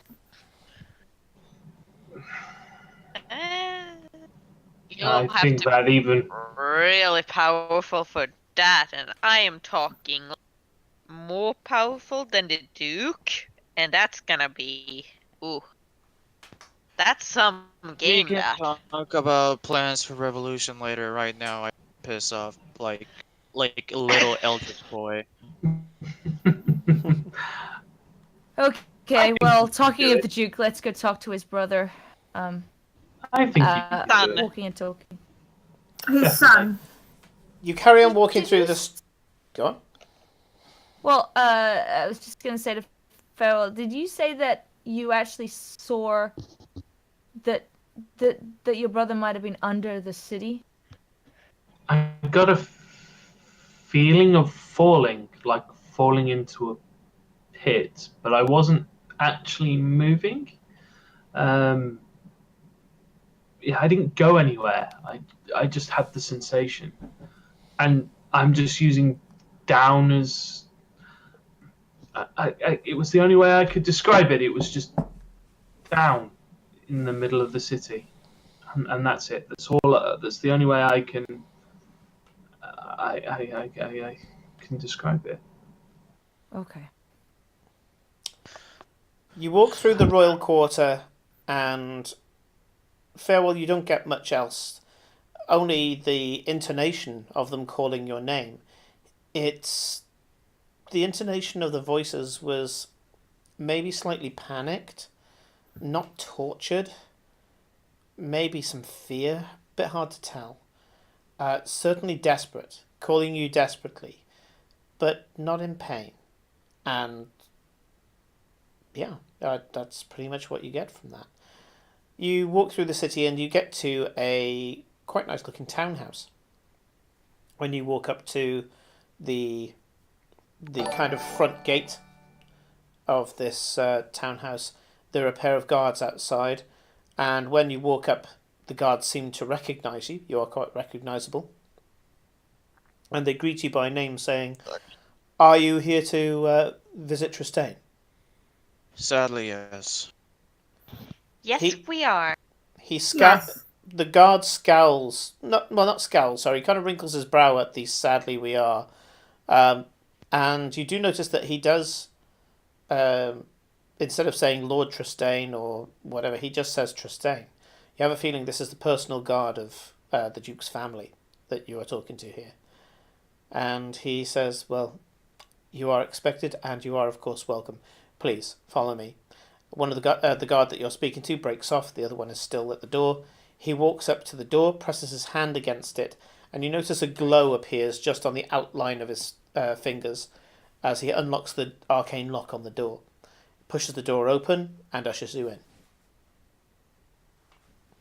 As you get inside, you're in a foyer with the kind of Von Trapp double curved staircase going up to the second floor. You're in I'd say it's a very large kind of vestibule that seems to cut the house in half. Now the townhouse looked quite small, but it's one of these deceptive tricks of architecture, and you have a feeling that the two houses either side are part of this house. They just look different.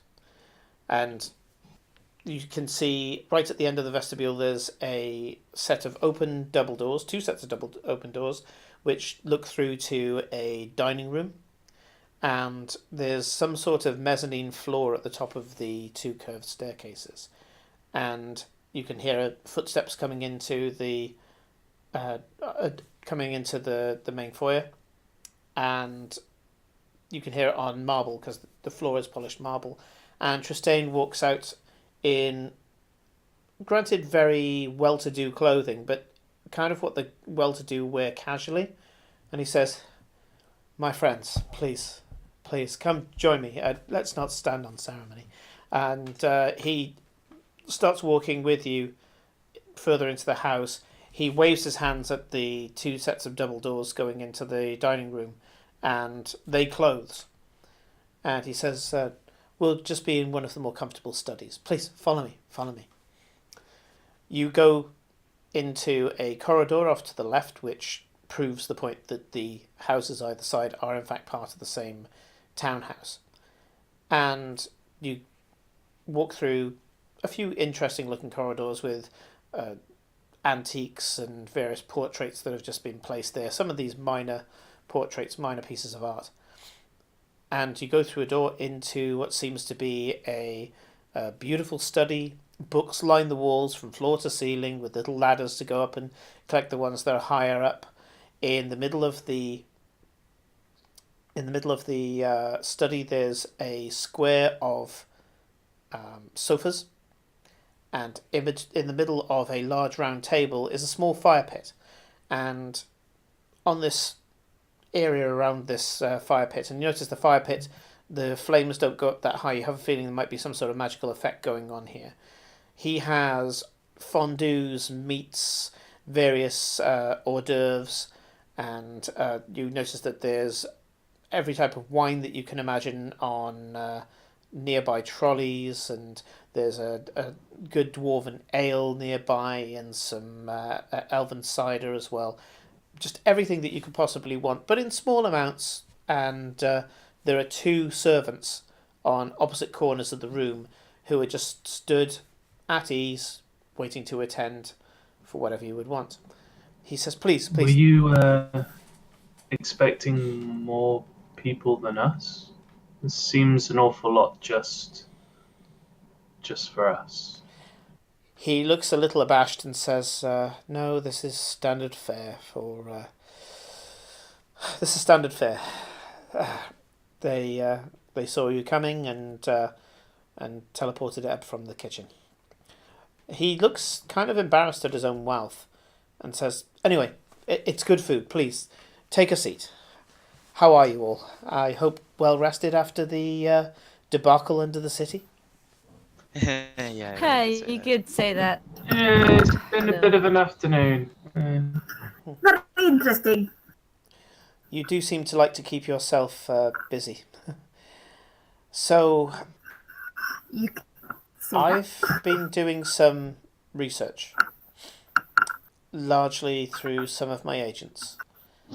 And I believe that whoever is producing this waste, they are somewhere nearby the university. Kind of makes sense. A lot of the Yes. Arcanists do live near the university. The Arcanists that tend to live further away from the university are the ones that are hiding from them, whereas somebody who would have this level of aptitude, I guess, would hide in plain sight, or believes they're doing nothing wrong and is unaware of what they're unleashing on the city. So I guess I'm going to have some unpleasant conversations with Galena and find out who might be doing this. We met Galena, didn't we? Yes, you did. Yeah. She was the dwarven woman Yeah. that you spoke to. Oh, yeah. Oh, yes. Galena, we met her today. She's a character. She's, let's was- say, very focused and driven. Yeah, Yeah. it was an interesting trip to the university, but informative. We have a couple of leads to go on, as well as some more conclusion we drew from our own testing of some of the recovered rats. We had a rat intersection. It was very It was awful. It was disgusting. enlightening. It was quite interesting, actually. We had to cut it up inside an aquarium to Glory, there's avoid food on the it trying table. to Can you infect please us not- as it was slime. Heavens, And that's... actually, if you find, and you've got like Farrell's got like a mouthful of food, and he's just like, and really, if you think about it, the fact that they had this really weird egg in it was just so good, Okay, and like okay, it was so Farewell. viscous. Farewell. Mhm. Oh, Farewell. God. Eat up your food first, and then you can bring forth the notes you Alright, I'm took. gonna cut to the less disgusting, but in a way kind of equally, if not more disturbing, chase. That is straight up abyss. That's from the abyss. We're talking like proper demonic damned bullshit. So a thinning of the... Oh my word. Yeah, we Yes. believe that Emrys Elmrin, I've got written down here. That sounds Uh, about right. Emrys Elmlin, yeah. He is, yeah, he's Involved gone- somehow. We've tracked some of where he might have been staying for the past while to a inn here in the city. Which inn? I recite the one that I Rusty can't remember the Hatchet. name of. The Rusty Yes. Hatchet, yeah. He reaches around in behind the sofa and pulls out a bag, just kind of a rucksack, I guess. That's in fact, you guys have seen them before. He's got a Havard's handy haversack. He puts his hand in one of the pockets and pulls out a stone, focuses on it for a second, gripping it in his hand, and says, "Rusty Hatchet, Emrys Elmlin, I need you to go and collect him, but he may not He's come dead. back." Oh, Oh, belay that order. Well, go to the Rusty Hatchet and see if there's a room that's under the name Emrys Elmlin. And if you... They should look for a fishing rod. Apparently, yes. a fishing rod will identify that you have the correct room, and I want you to investigate the room and scry for anything that you have there. Thank you. He puts the stone away and says, "That should bear some fruit a little later. It'll take them a few hours to top to toe and scan everything that they... scry everything that he had." Fascinating. I mean, you work so quickly. I mean, no wonder you spoke to Galena today. I mean, if you're as focused doing this, then you share something with her. I mean, she's, yes, ambitious, but an absolute tiger when it comes to any form of research or trying to get any of her... I personally would like not to have any like demonic bullshit going on underneath the city where a lot of people live. And Yes, you that will- put yourself to the cause admirably, Aiden. No, I could not be more pleased. Thank you. So, as I say, I mean, I came to some conclusions myself. I did not do an autopsy on any of the rats, but I'm fascinated by what you've already set out. I did find that. I was going to say, we did find a way they, as the oozes, that they probably reproduced, and it's pretty gross. Yes, they seem to reproduce by infecting others using the insides of an egg they spawn inside themselves. It was weird because when we cut into it, instead of being pink or green for that matter, it was red. You know the red ooze mentioned one of the Kotoa got on them? Yes. Yes, that's the ooze they infect other living beings with. The good news is that, well, as we can attest by after we got to the sewers, at least the rats it infected were not that hard to find against, unless they're like huge in numbers. But also, like anything coming from that horrible place, the Abyss, they don't like holy stuff that much. Yeah. They it hurts them quite a bit. Okay, good to know. Well, thankfully, I was trained in the Kurdish temple, and I am a regular attendee to the Cathedral of Pelo. So, okay. Well, this matches up with some of what I've been told already. So, from some of Renata's scholars, they haven't done as much work as you yet, or at least they haven't reported to me as much. But they did say that the rats were all different. So, they were in different stages of some sort of process that this ooze performs. In some cases, they were recently converted, and so parts of them hadn't been fully converted yet. Mostly the more dense parts, Yes. which takes a while for the ooze to settle into. Some of them were in a form of flux and transition, which means that they discorporated very easily. They turned into mush. And then there were others that seemed to be far along in the process where their new form was getting some resilience and getting some, I don't know, some sort of final form, I guess. But all of them looking rat-like, so that's interesting. You would have thought that it would try to go beyond the bounds if it had this type of ability, but instead it just chooses to be like the rat. So, Personally, I theorized that if the oozes themselves are advanced enough to take over even the Tortuga. What did you call them, Simon? Kotoa. Kutoa, yeah. Yes. I am all into WoW because Tortolans, but yeah, Kotoa, because if the oozes are that advanced and they're a byproduct, exactly what is this person trying to summon into our plane? Well, it's not necessarily going to be a summoning. A weakening of the veil between worlds would be a result of any form of arcane process that is unrefined, if enough power has been placed into it. But a large amount of power would have to be produced or involved in some fashion. I just don't see...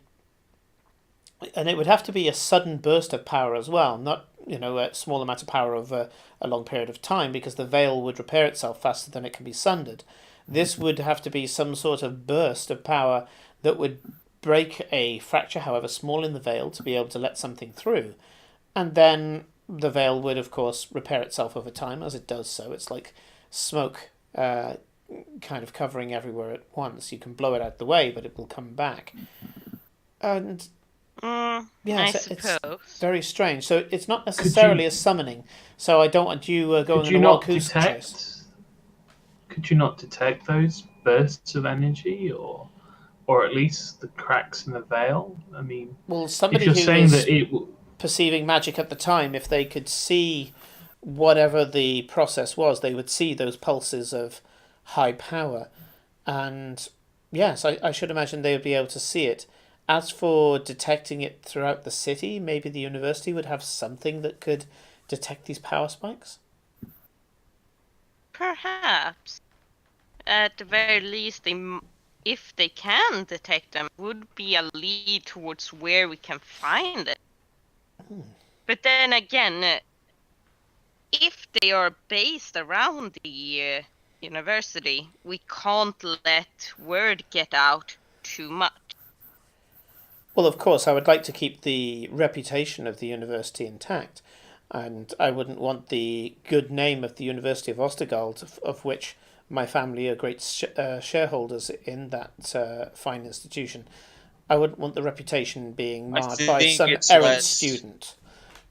I think it's less keeping the reputation of the university safe and more avoiding a widespread panic. Yes, neither would be beneficial to us. I completely agree, Aiden. It's a good point. So, closer, but not yet close enough. Well, I do have some gifts to give you a little later. I'm afraid some of them are a little bulky to just have lying about in here, but how about we conspire, you and I? Come up with some sort of stratagem to plot out our next steps. What do you need from me?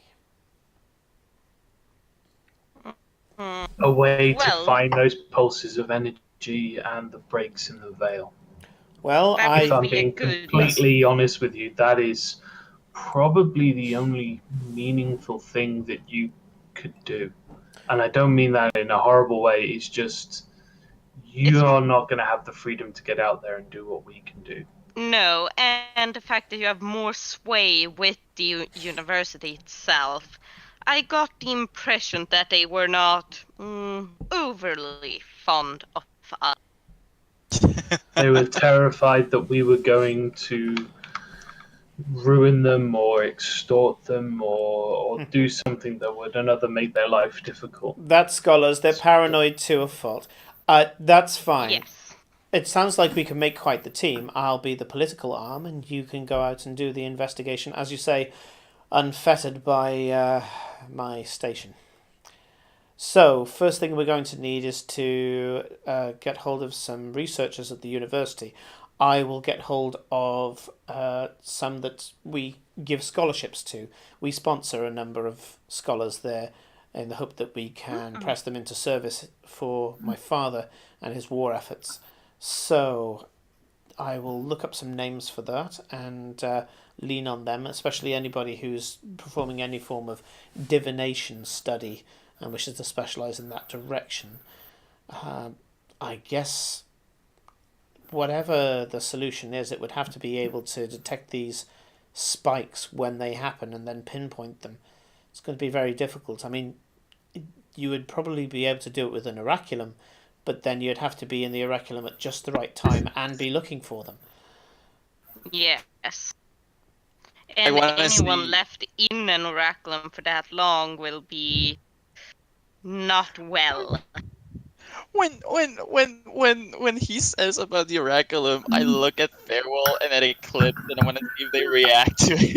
Oh, he does. I just straight up telling. So we tried the oraculum, and I got attacked by magic missiles. So that was fun. He looks at you incredulous and says, "You got attacked while you were inside the oraculum." Yes, by the. As in, I wasn't attacked from the outside source. I was attacked by some kind of trap. I think I was just kind of looking if I could see any clues of where to find something I'm quite interested in called the Hot Joradan. And with that, I had a bunch of this bunch of just energy signatures that came towards me, and it was essentially magic missiles. I like to imagine that as soon as Eclipse says the Heart of Jordan, literally everyone fucking just buries their hand, like their faces into their hands. Corinne asked for a a thing that Eclipse could be obsessed with, and she's got her little obsession. No, it, Yeah. Yep. fair, that's And fair. like Yeah. Gold Tabaxi, she is single-minded in that obsession. Yep. Oh yeah, that's a big thing about the Tabaxi. Like when they're obsessed about that thing, they will assess most of their time and their resources towards that thing, Yeah. and it's her big obsession. Why shouldn't she talk about it? But yeah, you're right, Aiden. Though is that people will be going, "Oh God, here we go," kind of thing. Yeah. But yeah, that's exactly how it would kick off. You're right. So he says, "Ah, okay, that makes sense." Before you talked about the heart, I would wonder who would have this level of defense. I mean, even within the castle, we have wards against scrying, ways of making sure that people can't detect us or detect the items that we have on us, which is a tried and tested method. But Yes, you that must. was more what I was. That was more I was expecting, more of a non-detection type of thing, but I wouldn't be able to detect it at all. Not this kind of. Not Jorodan's style. You got closer to Jorodan than you thought. This is ancient magic to be able to attack you through a scry, to be able to physically assault you just by you looking at them over a vast distance. That's some fine magic. That takes a level of proficiency that few people, even within the university, would be able to achieve. And to achieve it, they would have to spend a long time setting it up. You triggered something there that was part of Jorodan's path. As much as I'm sure it must have hurt, you stepped on an antique there.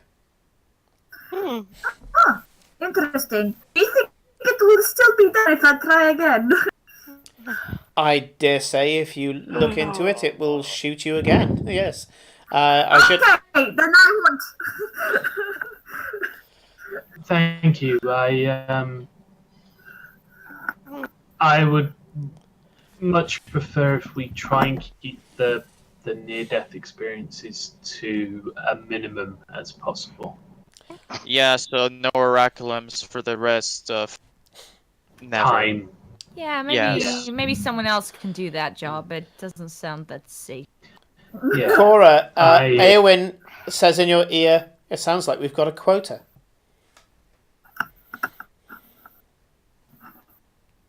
What has Kate missed? I've missed something. I don't get that. What does she mean? She means a quota on near-death experiences. Uh, I kind of shoot her a look, but kind of to the sky to everyone else. I just Yeah. Yeah. Now back to the topic at hand. Yeah. Yeah, that would be the most advantageous for you to set that up with the university. Is there any place in the city you would like us to investigate? You have the tavern now, and anything that you find there could be a lead for us as to how to proceed. Well, as a matter of fact, there is. We do have some wayward practitioners of the arcane arts in the city. Normally, it's the city guard's job to deal with them, and in this case, they did. They waited until he had run out of food. He sloped out using invisibility to try and get out of his house unseen, so that he could take some items from the nearby fruit market. But we were prepared for that, and we had already realised that he was doing this. So we had given them all scrolls of see invisibility. And yes, he stepped out. The guards went straight up, nonchalantly. I'm rather proud of them. And when he went to reach for an apple, they coshed him over the back of the head and knocked him unconscious. When he woke up, he was peacebound. Peacebound, by the way, is an old term from 3.5 where you bind up a caster so they can't perform the vocal or somatic components of their spells. Oh. He's currently, he's currently a guest of my father's, put it that way. But his workshop is heavily trapped, or so I'm told, both with mechanical and magical traps, and we believe that he has Bodyguards inside. Arcane generated bodyguards. If you could go in and render the workshop safe, we should be able to see if he was involved at all. I mean, for the most part, we just wanted him for the fact that he had made some constructs that went a little awry, and I think he's a little crazy, but I don't know. He could have some clue that would set us in the right direction. I do think that is something we're capable of. What do you say, guys? I'd like to sleep first. Yeah, I feel a bit crap too. Oh, of course, of course. Like, the whole sleep. Yeah, we remember. It wasn't that long ago. What time is it actually? Around now? I think it's night, right? It's like evening. It's getting to the evening. This we is kind of had an evening supper that you're having with Tristane. I can't believe the last 3 or so sessions have all taken place in the same day. It does happen. It does happen. Especially if you're having one of those days. So. Yeah. We are having one of those days. He says, also, I do have a request. Largely just so that they know where it is. There are some components, a small case of components, that was stolen by this researcher, by a friend of mine, and from a friend of mine. She's a mariner herself and an artificer, and there's a box, and it has this symbol, and he draws a symbol. And it has it's a chalice with red. He kind of points out that the inside of it is red, and it has an axe sitting in the chalice inside whatever liquid is inside the chalice. And he says, if you find a wooden box with this symbol on the top, if you could pick it up and return it to me, I'm told that there's a bit of a reward for whoever finds it.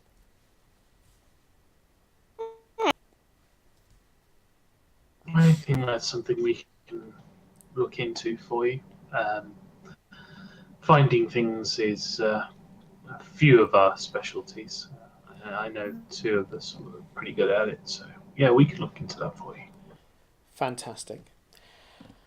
Well, I think that's everything. Please just enjoy the music, and some minstrels come in, and enjoy the food. And let's talk of finer things.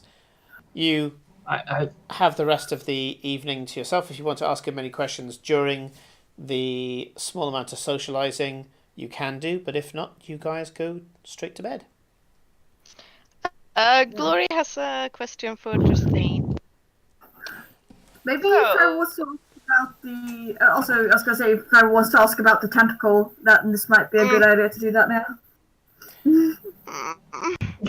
Yes, friend of ours that we have just made. Let us talk about the giant tentacle that we all agreed that we shouldn't talk about, because that is the best thing to do. I don't know, maybe I said Babel might want to talk about it. I don't know, Glory. No, Corinne, love you, but no. Glory, be that you haven't had much. Which Go on, being Glory. concerned about it and then bringing it up in front of the person are 2 very different things. So, Glory, you haven't had a huge amount of screen time, so what would you like to ask Tristane? So, if someone were to gain an interest in a new field of study, is there a way to find tutelage in this town? Or is it all connections when it comes to the university and such? Since we started this little adventure of ours, I've gotten quite curious about enchantments and similar. Well, there are a number I'm of mentors scared. throughout the city that would be able to teach you specifically about enchantment and any other form of school of magic as well. Lots of different applications, from the Magus Domestica, which you can't move for those mentors, and I think they're quite cheap, through to the highbrow subjects like enchantment, as you pointed out. The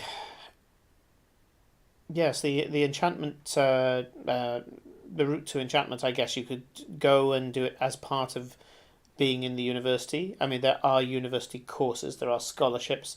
There are scholarships where you go through connections, as you say, and then there are open scholarships where people have to go in, take exams, speak to a board, and get the funding that way.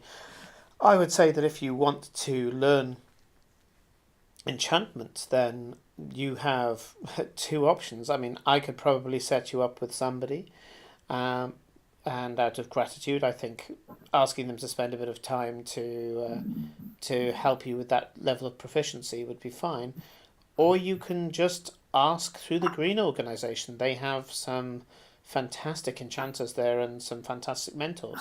It would be very much up Renata's street, that would. I think she'd be very pleased to be asked. Yes.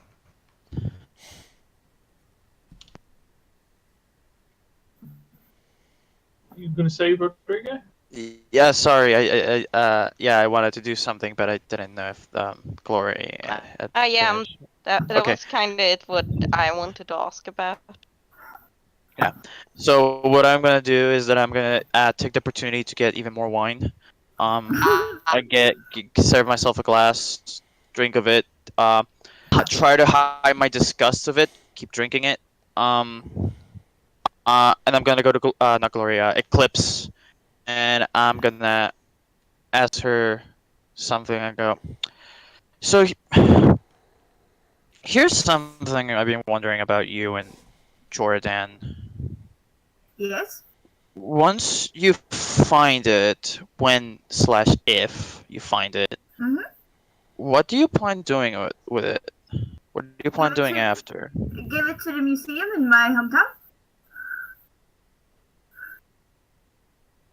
All right.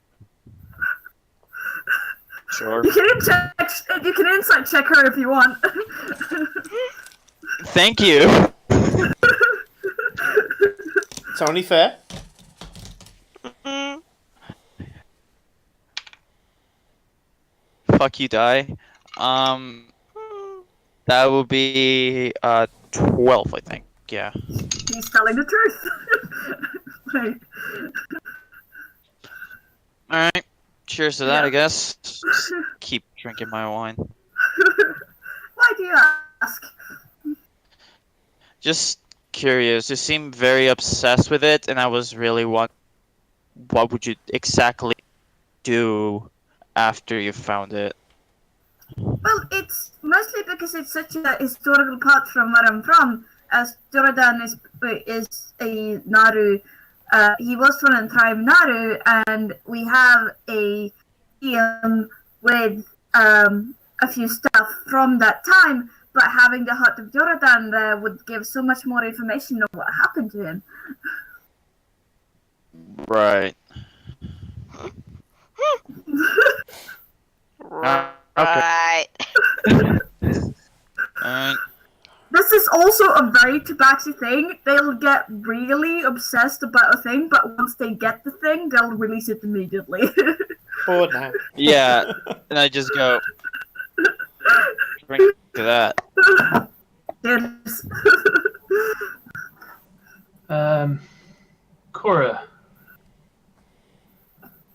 Yeah. I don't know about you, but I don't know whether or not I want a gift from this guy. What do you think? I don't know. What I've found recently is that it's not really up to us, is it? Yeah. There's something said about being nothing but unknown dirt in Freetown, huh? Everybody left you alone, you got to make your own decisions. Yeah. I went there today, actually. Oh? What did you do? In fact, we've not talked about the fact that you ran off at all. Yeah. Shall we talk about that tomorrow over breakfast? I think some sleep might be in order. No, I really want to talk about the fact that we ran off.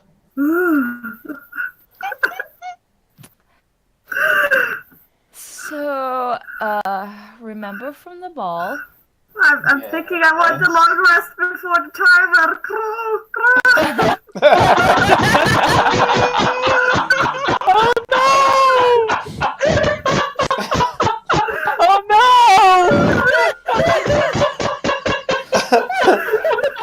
Oh, so much better. It burns. It burns. Wow. Well, that just killed that, didn't it? How can we say no to that? That's a sensible idea. Okay, hang on. I think So that you can save some of this 9 minutes, what if I told you that a long rest won't do you any good? Yes. Won't be any good. We're not gonna. I have my fucking spell slots back. Yeah. You I'm say we're good, so- like there's a meteor's gonna hit the whole planet in 9 minutes and the campaign is over, so it doesn't matter. Get all your We're out now. an Quick, Umbrella quick, Academy. backstory. So, what did you say, Simon? Did you say a long rest will not do any good or will He's- do good? Said it will not. A long rest will make no difference to the event. Okay. Okay, so let's keep this let's pretend the Titanic is not sinking. Yes. Exactly. It's Is it best not me to or- see the time. Is it me or does Eclipse look grumpy to you? She just well. She's got that look like, you know, when she doesn't sleep as much and she does that whole sort of, you know, really claws out thing and just grumpy. Yeah. Well, okay. Let's wander back Yeah. before we need to get any presents. Yeah. Okay. Just don't wait- run off next time. Please. Yeah. No, don't die next time. Hey. I deserve that. I deserve that. Yeah, I'll tell you all about it in the morning. It's I don't know. We might have found an ally. Cool. Go on then, old friend. Let's go. So you guys, Walk and talk. slope off before he gets to give you your gifts. And when you say that you have Well, to, when you I- have, No.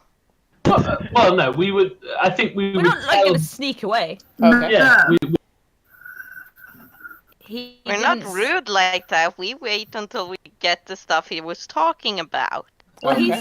said he You know wasn't what's gonna hand motivating it to us glory? right now or something. I don't know. Sure. Okay. So in that case, yeah, you this is something that does help. You've got to this this mini milestone.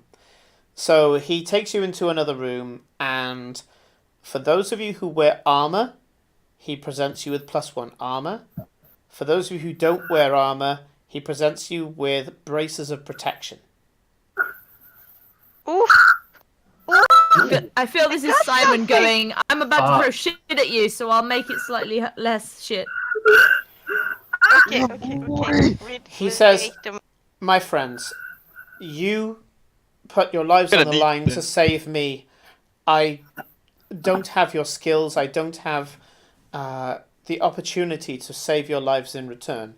I can only hope that these simple gifts will do something to repay that debt in some way. I'm hoping that these gifts at some point will save your own lives, or at least keep you safer, or I don't know, but hopefully they will make a difference to you in the same way that you have made a difference to me. I thank you. Thank you very much. Thank you. Yes. Thank very you. much. So, Thank you. Yeah, thank you. What was the thingy we got? That was bracers of. Is Protection. it basically Yeah. braces of Yeah, protection. is it Effectively, your plus AC one goes to all up of by us? 1. Yeah, +1 AC to everybody, basically. I think braces give you +2, if I'm correct. Yeah.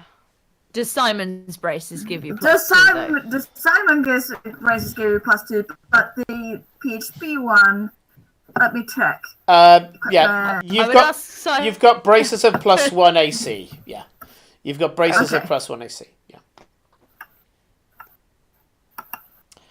So, I can't remember if I have armor. I think I do.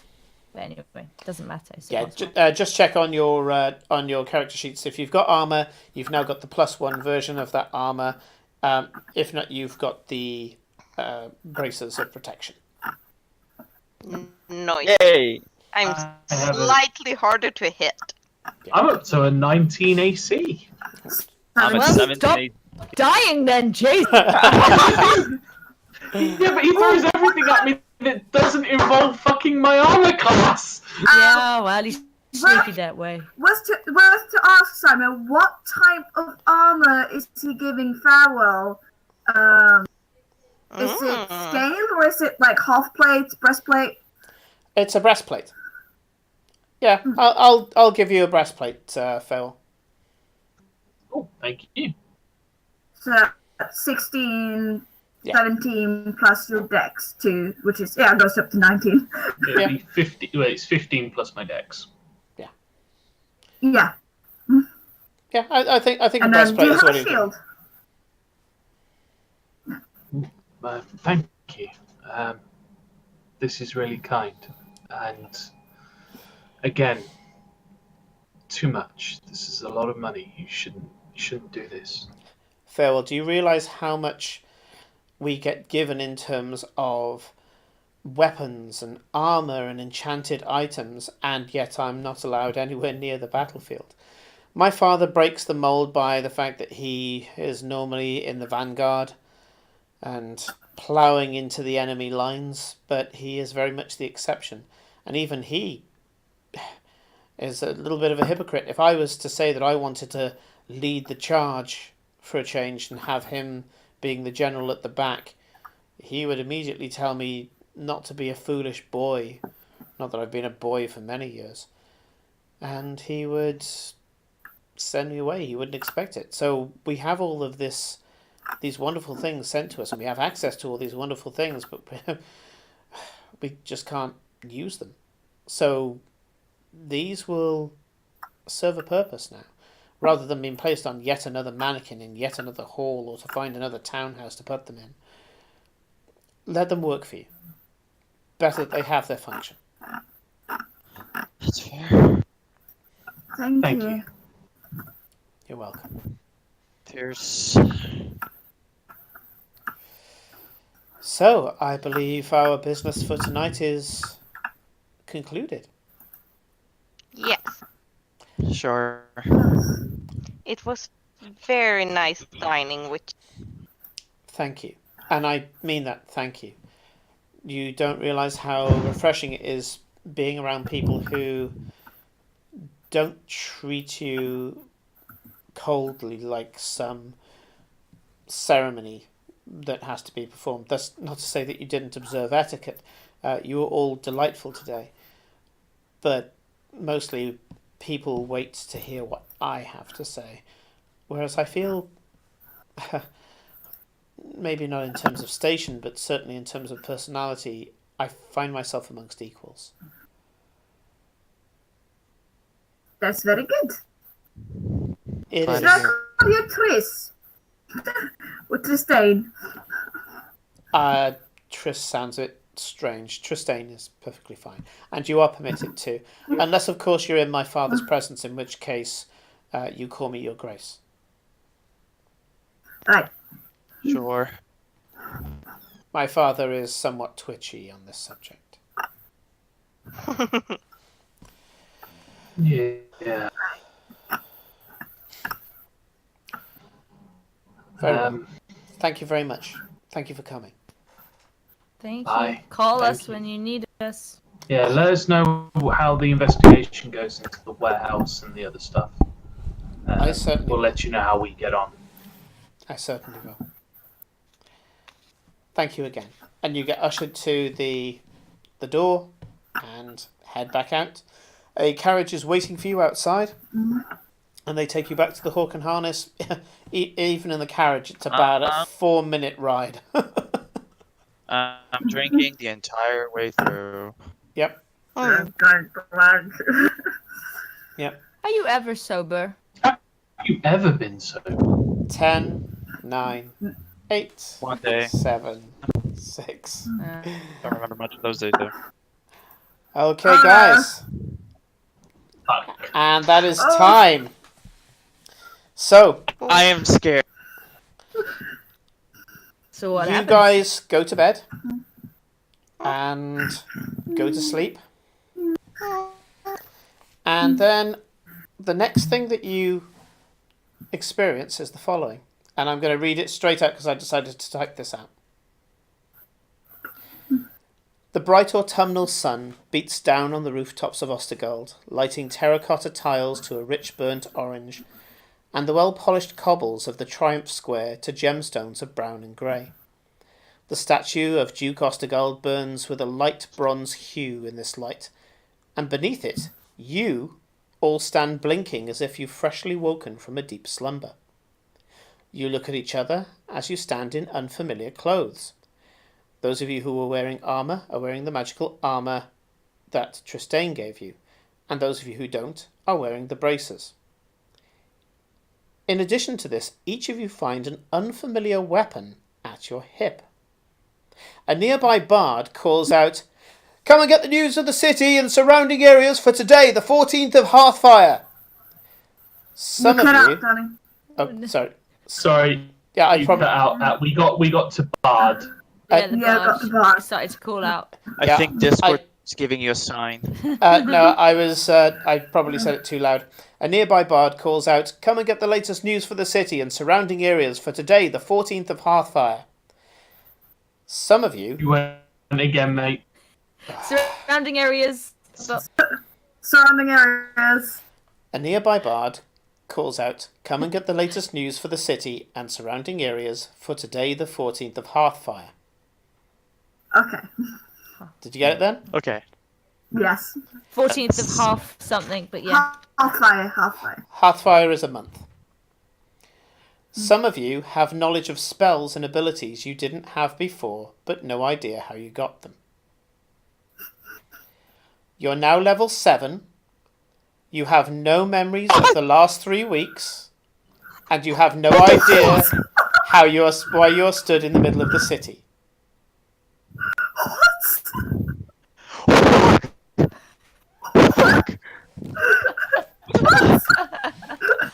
I have been waiting to do this to you for Simon months. got bored. He's like, you know what? Let's just jump. Let's just jump. Yeah. They're talking too much. All this character much dying. development shit. Yeah. Fuck all that. Yeah, we're just going straight in. This is canon. What do we have?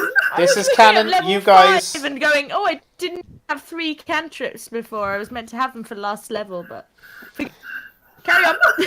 Okay. This is part of the story. It's always been part of the story. I've been waiting for Yeah. months to do this to you. You You're carry level. on. You're level 7. You're level 7. You have no memory of the last 3 weeks. You have unfamiliar clothes on. You have unfamiliar items on you. You have unfamiliar knowledge. You know the spells that you have prepared, but you don't know how you've got them. The last thing you remember is going to bed after Tristane's. And we'll pick that up next week. Before we pick it up the next week, you said it was the 14th of Halffire. Hearthfire, yeah. What was the month? Halffire. So we were in. What was the month before? So is it the fact that we've gone 3 weeks into Halffire, or are we're in another week and we've done 2 weeks of Halffire? So Halffire. you were 1 week away from the end of Last Seed, which is effectively August in Illyria, and you're now 2 weeks into Hearthfire, which is effectively September. I don't know if anybody in the chat recognises it, but this is the calendar for Tamriel of the Elder Scrolls games. Largely a tip of the hat to the games that gave me years and years of open-ended fun and imagining my own worlds. So Illyria was kind of born from me playing ridiculous amounts of Elder Scrolls. So Nice. yeah, it's a little tip of the hat. But yeah, last thing you remember would have been the 24th of Last Seed. And now it's the 14th of Hearthfire. And we think it's only been 3 weeks, or do we have no idea whether it's We been? just the last thing I remember is after we came home from that thing. Yeah. From Tristan. But So as far as we're far as- aware, we've had an 8-hour sleep and then have woken up with basically a load of knowledge and gear that we know we've got, but we don't know how we've got it. Yep, and But standing we up. could- You're we- in the town square. You're you're in the city Triumph Square, right in the middle of the city, underneath the giant statue of Duke Ostergald. You're standing up. You look around and you realise that you're all just fully dressed in what seems to be around about 11 a.m. and you have no idea how you got there. The only reason you know that 3 weeks has gone past is the newspaper seller saying that it's the 14th of Hearthfire. But it could be like a year and 3 weeks, as far as we know. It could. Very good point. Go You on, better buy a Felicia. paper. Something you remember? Going to bed after Tristan's party? The This is the dinner, worst thing. right? Yeah. Yeah. The worst Yes. hangover I've ever None had. of us know what the hell's going on. I blacked out. I Guys, blacked on the out. positive side, I know how to cast fireball. I don't know how I learned it, but I Okay, know I'm how to leaving. do it. I'm not sure that there's a positive right now. I do feel stronger, a lot stronger. Not just ooh, wow, look. I mean like powerful. Like Yes. and this is not my. Is my shield and flail different? Because you said there's different weapons on my on us. Yeah, what so do is we it have? just like the What do I have a weapon? What is it? 'Cause How much time have we got left? Am I gonna? Like 10 to 15 minutes. We've Yeah. got a wee bit of time. Okay, let's do this. I thought you guys might be losing your shit for a bit longer, but let's do this.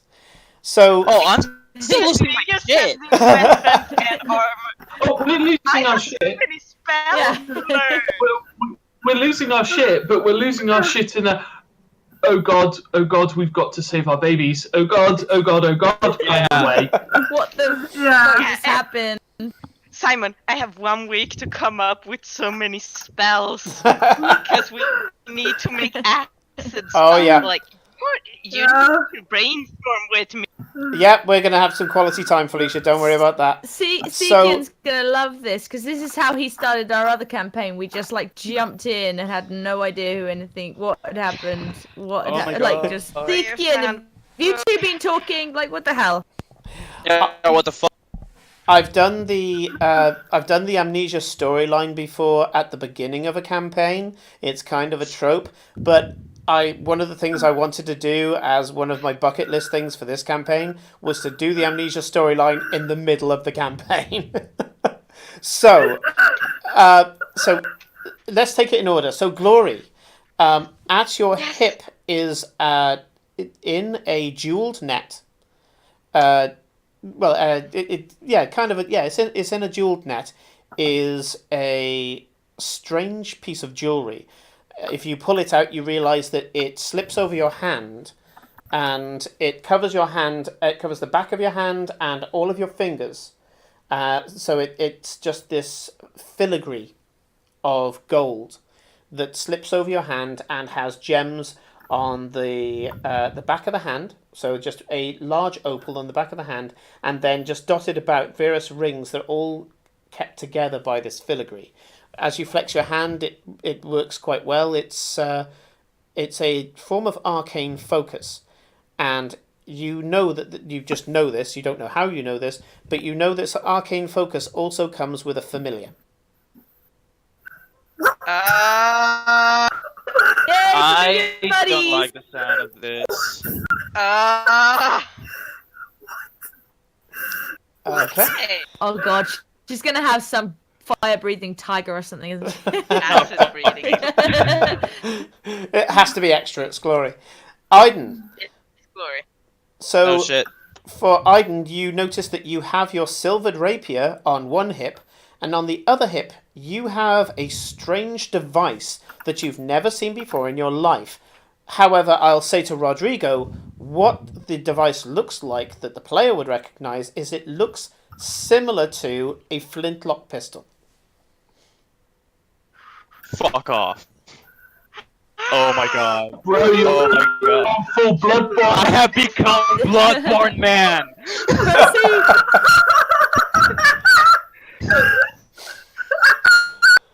God, what the hell did we go through? By the way, What the Simon, fuck have you we meant been the doing for rapier 3 weeks? or the saber that I told Naki to get me? It's the saber. Silver It's what you saber. asked for. Okay. Yeah. And it's got silver filigree on it, but it's also clearly got a silvered blade. Eclipse, you seem to have a strange whip by your side. It's a handle with a small length of chain and a dagger at the end of it. I have an tentacle knife. You've got a whip blade. Whoa. Yeah, well, You know, the funny thing is that normally in any other campaign we would probably be like super elated about these things, but the fact that we have no recollection of the past 3 weeks means we're freaking out, and that's Yes. funny. So I got a whip. Do I got anything else? Like, what does this whip do? Is it just like a whip with a knife on the end of it, or what is it? This, when you look at it, a word comes to your head. It's called a lash knife. You know that this. Oh. You know that this Oh. acts like a dagger to a distance of 15 foot. However, you also know that this is a magical item, and you can use it as effectively a grappling gun to 120 foot. Right. You can you can throw it, and it will suddenly fly out magically. The chain magically lengthening, and you can hit a surface within 120 foot, and then pull. And as you pull, the chain will magically retract, pulling you in the direction of the. It's a grappling gun. It's a Batman grappling gun, but it's also capable of. Hitting somebody within 15 foot. You have a feeling that you're not quite well practiced with it yet. You have proficiency with this weapon, but you have a feeling there's certain tricks you haven't learnt with it yet. Simon, quick question. You don't have to answer if that's okay. Do I have proficiency with a flintlock? You know that this doesn't. You don't have any black powder on you. You don't have any pellets on you. No. It looks like a flintlock. You know that you have proficiency with it because it's so damn easy to use. Okay. All right. Thank you. Okay. You point and press the button and it does a thing. You do know that it does more than one thing though. I'm going to keep that vague until I give you out the cards. And Simon, is it similar to what Adran has?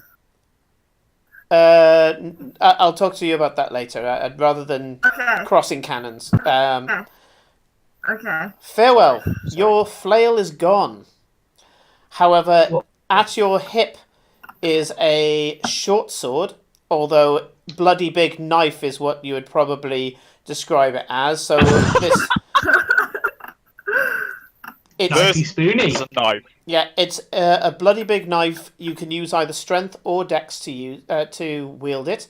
And it's made out of a smoky glass that you know is stronger than steel.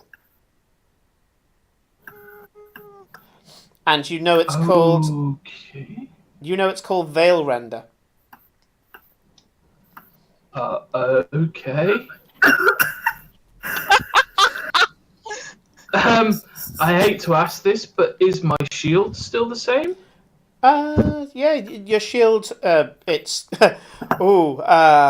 okay. Yeah, your shield is the same, except few more dents, few more chips out of it. So it's definitely been through some real fights. Mm-hmm. Yep. Oh yeah.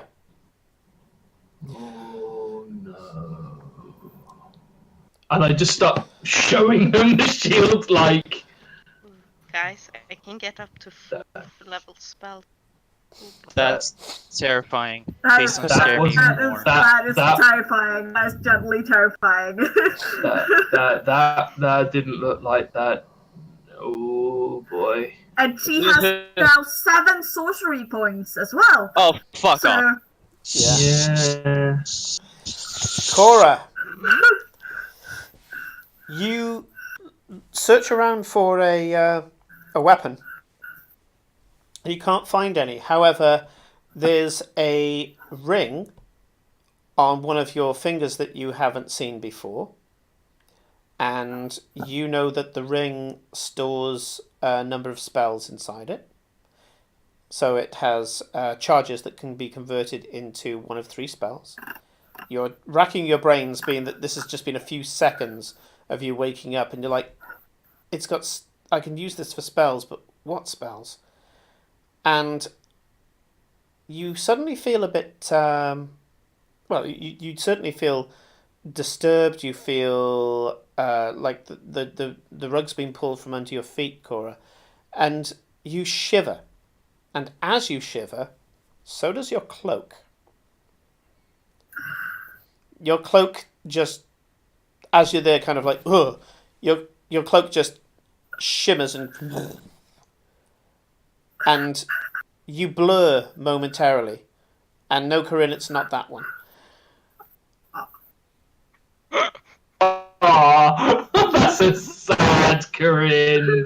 I don't know what it is, but I'm just kind of excited and like.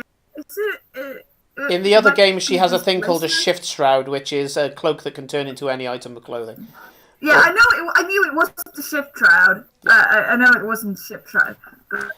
So I'm going to talk about emotions briefly because we've got 2 minutes left. Farewell. The bloody big knife at your hip. You know you're supposed to have it, but you're not exactly approving of it. You don't know whether you are afraid of it or hate it, but there's some sort of negativity you have towards it, but you know you're supposed to have it. Cora, That's a big fucking knife. Cora, you're really, really, really fond of the cloak, but you do notice that the ring that you're wearing is on your wedding finger. Excuse me, what? Not only have we lost, not only have basically, there you go. It's no, basically, not only have we lost 3 weeks, but you eloped. Come here, that we can't even remember. I hope. hope to fuck the meat and farewell were the flower. I'm doing the ceremony. Come on. Ah, that's true. Okay, question. You said wedding finger. Did that mean anything? What the guys are all like going crazy over? Does Cora have any recollection to this being significant because it's the wedding finger? As in, did she feel she put it there for to signify that? You're. Let me see. You can say she doesn't know. Like that's. Oh fine. no! You don't have to tell I me. want to tell you a certain amount, but I also got to remember. Yeah. Okay. Do me last roll of the night because we just hit 11 o'clock. Oh God! Last roll of the night. Quick, Come right on. across the room. Do me a Roll your d20s. do me a perception check.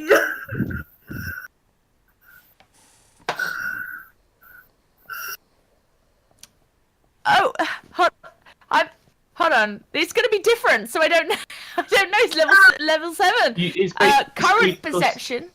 It's a plus Be 3 plus if you're 3 proficient. proficiency is now plus 3. Yeah, Yeah. proficiency That's is the now plus only 3. thing that's changed. So just add 1. You're If you're right. Yeah, proficient that's in only the perception, stuff that's highlighted if it's proficient, and I'm not proficient in perception. So so it should be the same. it should be the same. So it's 14. 14. I'll give it to you. I'll give it to you because there's a telltale sign.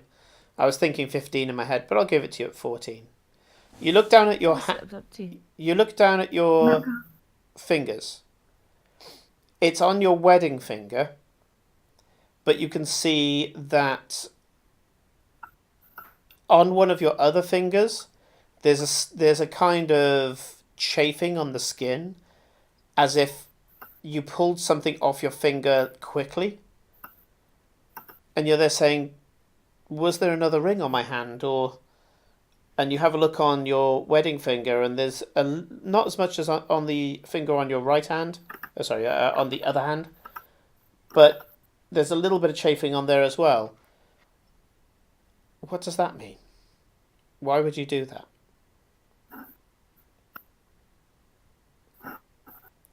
Did you move the ring? Why would you move the ring? But one thing you do know, you only know this on just a purely emotional level, that you will fucking kill somebody before you let them take that ring off you.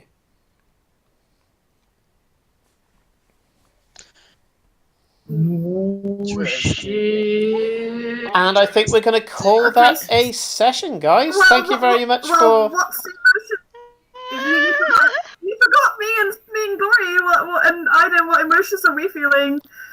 Yeah, that's true. What emotions are the others feeling?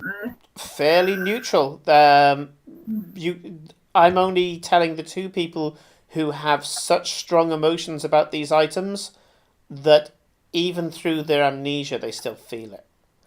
As far as you're concerned, Questions. Aiden is absolutely cool with having the pistol. You're Gun. absolutely cool with having the lash knife, and Glory is very happy with the pretty jewelry. Oh God, yes. Yeah, And the fact that she's more powerful now, like that shit goes down pretty well. It's the amnesia that's the problem. Also, Yeah, can I feel hell this yeah, Glory Camille? woke up more powerful and with some free jewelry. She's cool, you know. Yeah, more powerful and pretty jewelry. Like it couldn't get better. Yeah. Now, It's the worst hangover ever. familiar. Simon, give me something. Can I feel them, or how is this working? I think if we're going to be finishing on a scene, on a graphic, it's as you raise up this jewelry covered hand and you cast your familiar into being. You're not casting Find Familiar. It's clear that you've done that at some point in the past, but you're just calling your familiar forth, and the familiar will appear next session. Right. Yay! Yay! Thank you. Oh my lord! What the fuck? What the actual fuck? What did we do? Jesus Christ, what hole I did did we fall not into? have anything to do with this deal. Whatever this is not my fault. This is Duke is dead. Miss Green is dead. Everyone. Am I going to Yeah, for the Green Organization because I can do that? It's The because funny thing- everybody turns around and we look in and 3/4 of the city's on fire. We're just Yeah, looking at the night yeah, I bit, was gonna everyone say. is... we wake up and we look around and the city is like burnt to cinder. I don't think they would scream about newspaper stamp, but I think we should grab one of those next session. Yeah, Yeah. probably. Yeah, because as Kate said, we could be 3 weeks, we could be a year and 3 weeks, we could be 2 years and 3 weeks. We don't know. Good. We have gotten quite powerful in just 3 weeks, so Well, is it What? just 3 weeks? To be Well- fair, up until now, the entire campaign has been taking place throughout like a week or two. So That is a good point. Very well, good. Well pointed out. I feel like 5 days maximum, and yeah. So going up is those 2 levels in one. It's more than 2 levels, it's Three, 3 levels. three. We've done it 3 No, levels. 3 weeks. sounds We thought we doable. were going to go to 5, yeah. No. Yeah. Yeah, I mean, you were due to go to 5 anyway, so technically it's only 2 levels I've boosted you by. And you guys get to backtrack and figure out what the hell happened to you. Thank you, I'm scared to everybody find who's out. still watching, Like we didn't and have thank you enough for our things to new worry follows. about. Well, you know, I've got to keep you on your toes, you know. And I know we didn't have enough to deal with. It's fine. I get it. Yeah. No, I thought that you had it too easy. So I'm going to have to figure out what I'm going to call this episode. So far, I've been putting a bit of alliteration in and calling it things like what was the last one? It was Visions and Vitality. So I'll see what I can put together for this one. Something and Bad and amnesia. bad. So Voices and freak out. I don't know. No, I like that. Voices and Freakouts. I think that's a fantastic episode name. That is absolutely spot on. I can't believe how much we've got in the 3 hours that we've been playing. I'm absolutely exhausted. Thank you everybody who has followed us and knocked us quite a bit closer to affiliates. I think one more stream and we're there. Yes. Well, you could do a rerun and you'd probably be sorted. We are on 51 followers, I think, right now. So Yes, we are. definitely So we've hit that leveled up requirement, on certainly. that sense. And so thank you very much, everybody. We had a few follows during the session, I think. Another 4. Oh yeah, something. yeah. I think we had 3 4 or or 4. I 5. should say, yeah. And Inkling recent. I didn't see that one come up.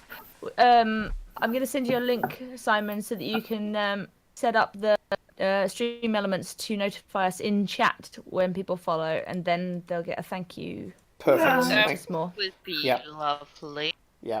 I may have DM'd for a while, but streaming I'm still very new to, so thank you everybody for persevering. And I will give Nightbot some tender loving care this week as well, and send the details to Kate, who will be able to help me with my noobishness for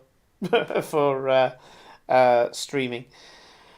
So, thank you very much, everybody. A bit of a kind of cliffhanger, I guess. Yeah, I guess it counts as a cliffhanger. So you guys level yourself up to level 7, and don't forget the +1 AC, and I will send you item cards in the coming week that will tell you a little bit more as you explore the world 3 weeks from now. 3 weeks from then, as it would be, because now is now and then was then. You will discover more, I'm sure. And I hope everybody had fun, and I'll see you all next week. Good night. Holy shit! Bye.